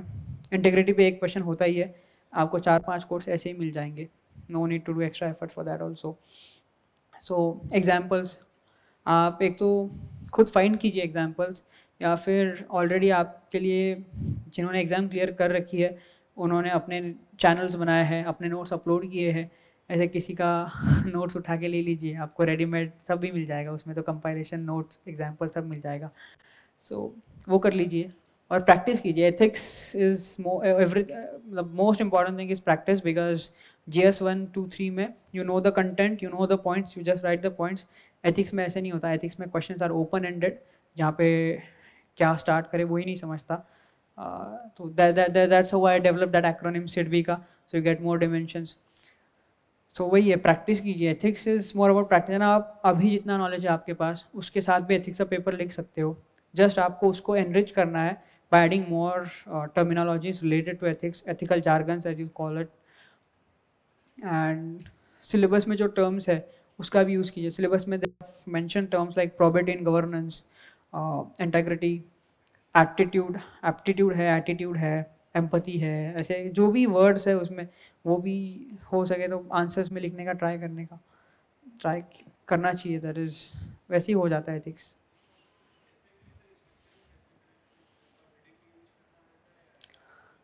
Right. I have seen people जो बोलते हैं कि वी यूज सब headings, but I did not use it, because personally मुझे लगता है कि ऐसे की तरह ही लिखना चाहिए. That is not short notes और या फिर जो भी है. तो वो फ्लो दिखना चाहिए ऐसे में. ऐसे मेंट ही उसी के लिए होता है कि you are expanding a particular idea. तो उसमें दस नो, आई डोंट फील कि उसमें पॉइंट सब हेडिंग लिखना चाहिए.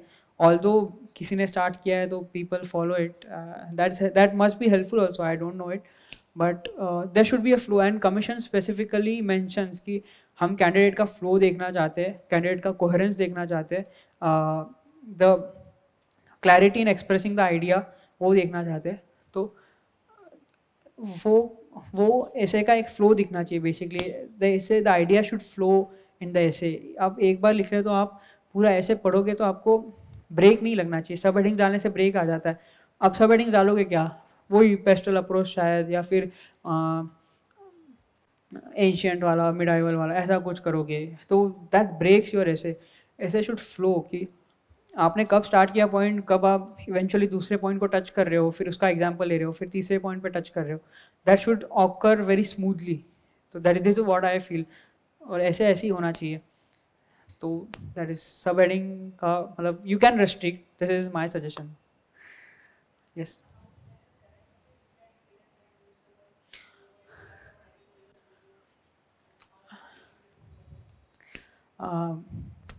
See, once you know what current affairs are being asked or what can be asked in the exam, तो आपके लिए difficult नहीं होगा current affairs को cover करना. Yearly compilations is must. You cannot escape. You cannot leave that.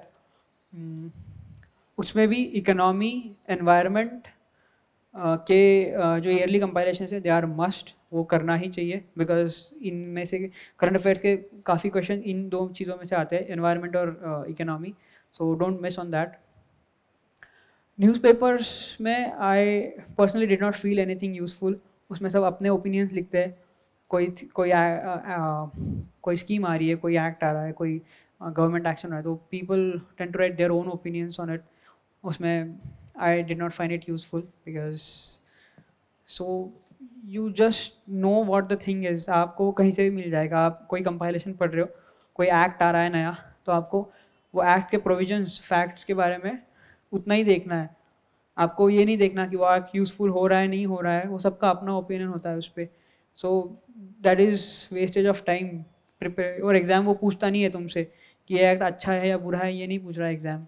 Commission आपसे वो expect भी नहीं करता है कि आप कमेंट्री लिख के आओ अपनी कि ये एक्ट कितना यूजफुल हो सकता है या नहीं हो सकता है. That is not being asked there.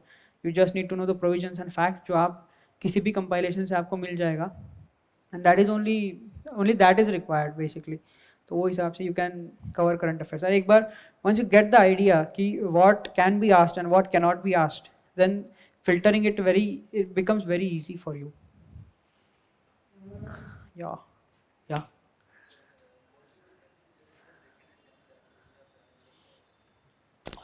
As I mentioned, I just cleared the cutoff in my first attempt for the written examination, because I just completed the syllabus and just wrote the answers. I could just complete the paper in the mains. उसके अलावा मैंने कुछ extra efforts नहीं लिए थे. तो I did the bare minimum. I got minimum marks there. And next attempt I tried to improve things जो extra marks दिला सकते हैं, आधा एक नंबर हर क्वेश्चन में, so that eventually I increase a lot of marks in GS papers especially. So yes, that is the only thing. Yeah. Anything else? Done.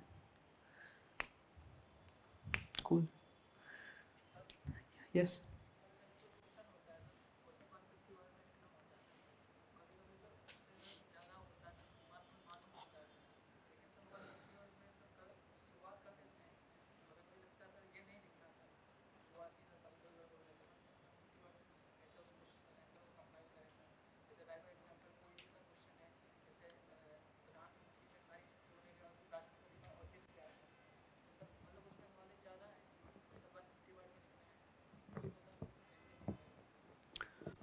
ये आपको answer writing करके ही इसकी प्रैक्टिस होगी कि कंटेंट बहुत होगा आपके पास या फिर कंटेंट नहीं भी होगा, बट उसका स्ट्रक्चरिंग कैसे करना है आंसर में, ये आपको आंसर्स लिख के ही पता चलेगा. आप अभी कितना भी अज्यूम कर लो कि आई कैन डू दिस या फिर मुझे ये लिखना है, वो नहीं होगा जब तक यू डोंट राइट आंसर्स. और इसीलिए answer writing is very important, क्योंकि वी थिंक कि हम अच्छा आंसर लिख सकते हैं, we think we know things, but we cannot write things. वो बहुत डिफरेंस होता है चीज़ें पता होने में एंड उसको एक प्रेजेंटेबल वे में एक स्ट्रक्चर के साथ अपने आइडियाज़ राइटिंग में कन्वे करने में बहुत डिफरेंस होता है.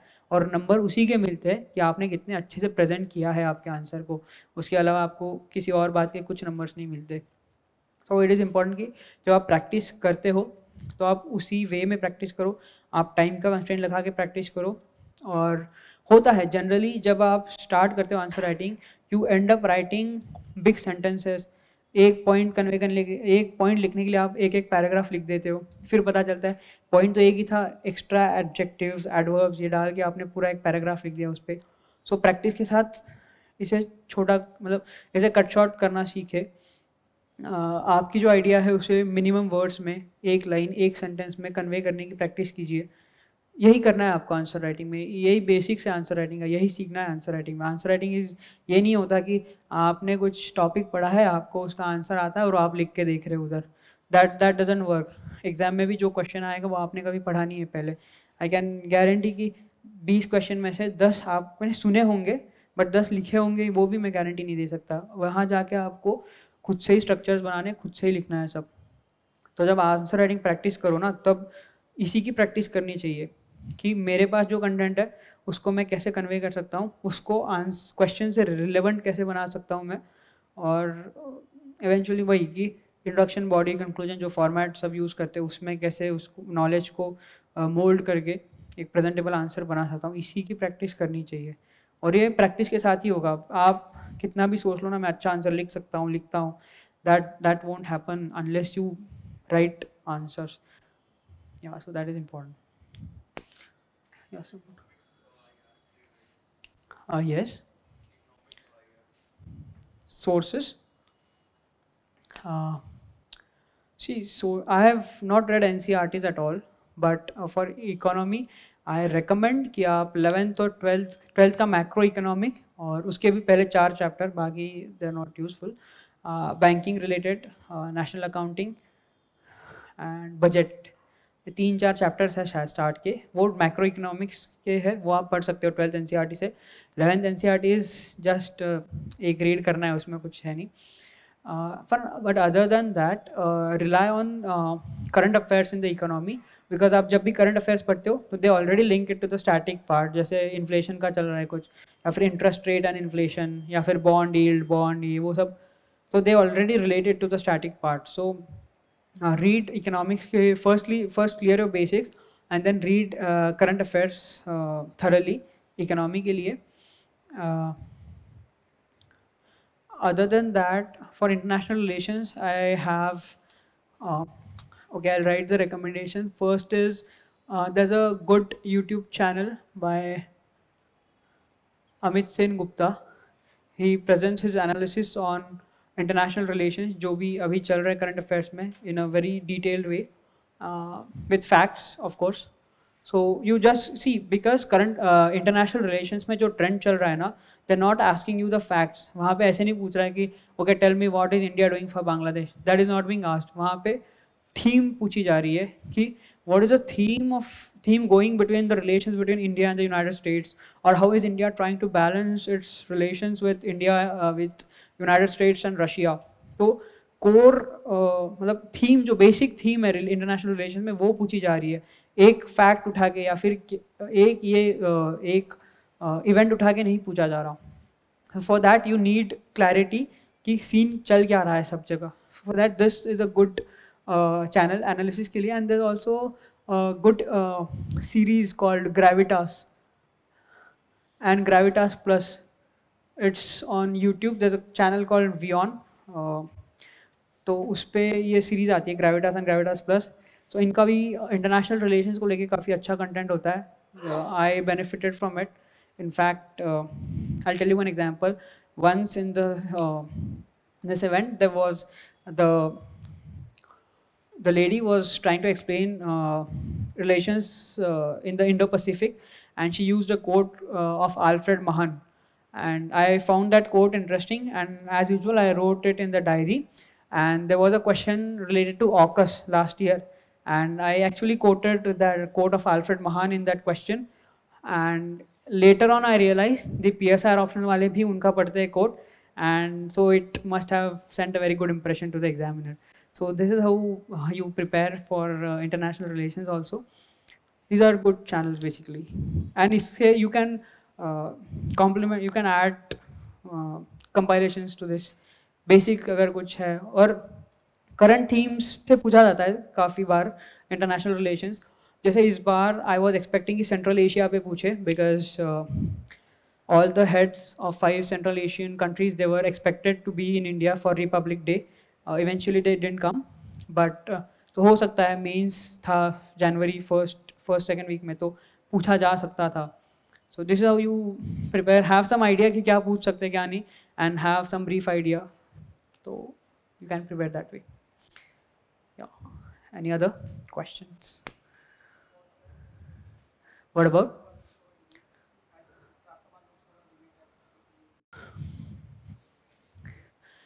I never listened to those debates. They can be useful, but again, see, the thing which you can cover in 5 minutes, why do you want to spend 30 minutes for it? वो debate में 5-7 points आपको मिलेंगे, ठीक है? 5-7 points आप 5 minute में पढ़ सकते हो कहीं पे. Why do you want to watch a 30 minutes debate for collecting those 5 points? And आपको स्पेस भी इतनी ही मिलेगी और टाइम भी इतना ही मिलेगा कि आप इससे ज़्यादा लिख नहीं सकते एग्जाम में. So like do the cost benefit. आपको अगर ऐसा लगता है कि वीडियो देख के आपको चीज़ें याद रहती है, आपका रिकलेक्शन अच्छे से होता है, आपको थ्योरी पढ़ के या फिर ये पढ़ के नहीं याद रह पाता, you don't remember things, and video से आपका ग्रास्पिंग अच्छा है, so then go for it. But then as such it is not useful. That will be useful when you appear for the personality test. Even there you can, there are many ways to cover, but yeah, that can be more useful then. Yes. Amit Sen Gupta.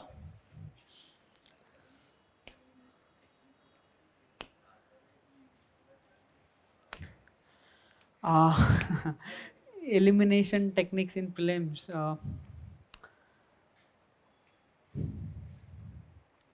See, I have been telling the spend time with the paper, analyze the paper. आप 5 साल का paper पढ़ोगे पिछले और option देखोगे तो आपको आप डिस्कवर करोगे ये बात को कि कुछ क्वेश्चंस होते या फिर कुछ ट्रेंड चल रहा है या फिर कुछ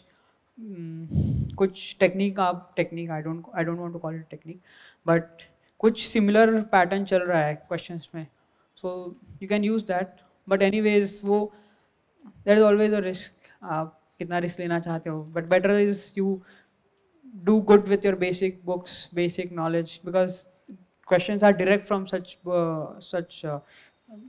this part of the syllabus. जो basic polity, economy, history ये सब है इस पे direct questions आते हैं.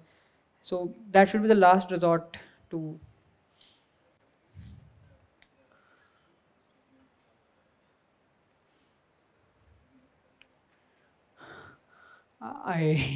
This is the gimmick. The commission can play a gimmick with us. Oh, you cannot say anything with surety कि extreme statement है तो गलत ही होगा. हो सकता है सही statement को भी they can ask some time. So this can be like you can make use of this, but this is not a rule. This is not a technique.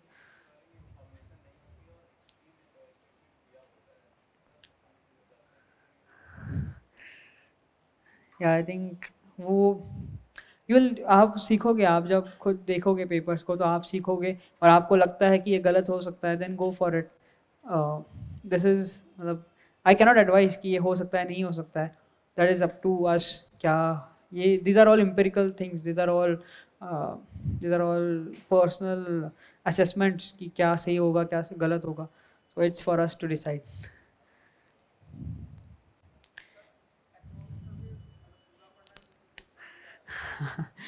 Economic survey आप सर्वे का भी summary का भी summary मिलता है तो वो पढ़िए सर्वे में कुछ बातें होती है जो वैल्यू एडिशन अच्छा देती है एनरिचमेंट के इससे जैसे वो एक साल ये था invisible hand of the market वो वाला अच्छा थीम था some topics are really good some आपको अच्छे से दे गिव गुड कंटेंट वैसे तो इफ़ पॉसिबल सर्वे का समरी उसका भी समरी मिले तो पढ़ लेना नहीं but if you are interested आपको लगता है चीज़ें पढ़नी है सी बिकॉज सर्वे में 2 पार्ट होते हैं एक पार्ट में they deal with all facts and figures जो पार्ट 2 होता है I guess most probably I have also read this in my first attempt तो I can after that I am telling you but I did not find it useful मेरी notebooks भरी पड़ी है वो facts लिख के which I could never recall in the exam तो second part is full of facts and figures तो वो तो इग्नोर कर ही सकते हो बट फर्स्ट पार्ट में कुछ अच्छे कंसेप्ट होते हैं वेल्थ क्रिएशन का एक कंसेप्ट था एथिकल वेल्थ क्रिएशन का एक कंसेप्ट था प्रो बिजनेस पॉलिसीज़ का एक कंसेप्ट था pro business versus pro crony इस पे एक बार थीम था these are good chapters you can read them but again spend minimum time theme समझ लो आपको ऐसे पेपर में अगर लिखना रहा तो यू कुड मतलब आपके पास 2 लाइन लिखने का ही चांस रहेगा ये टॉपिक पे तो उतना ही पढ़िए जब लिखनी 2 लाइन है तो 2 पेज पढ़ के इज नॉट वर्थ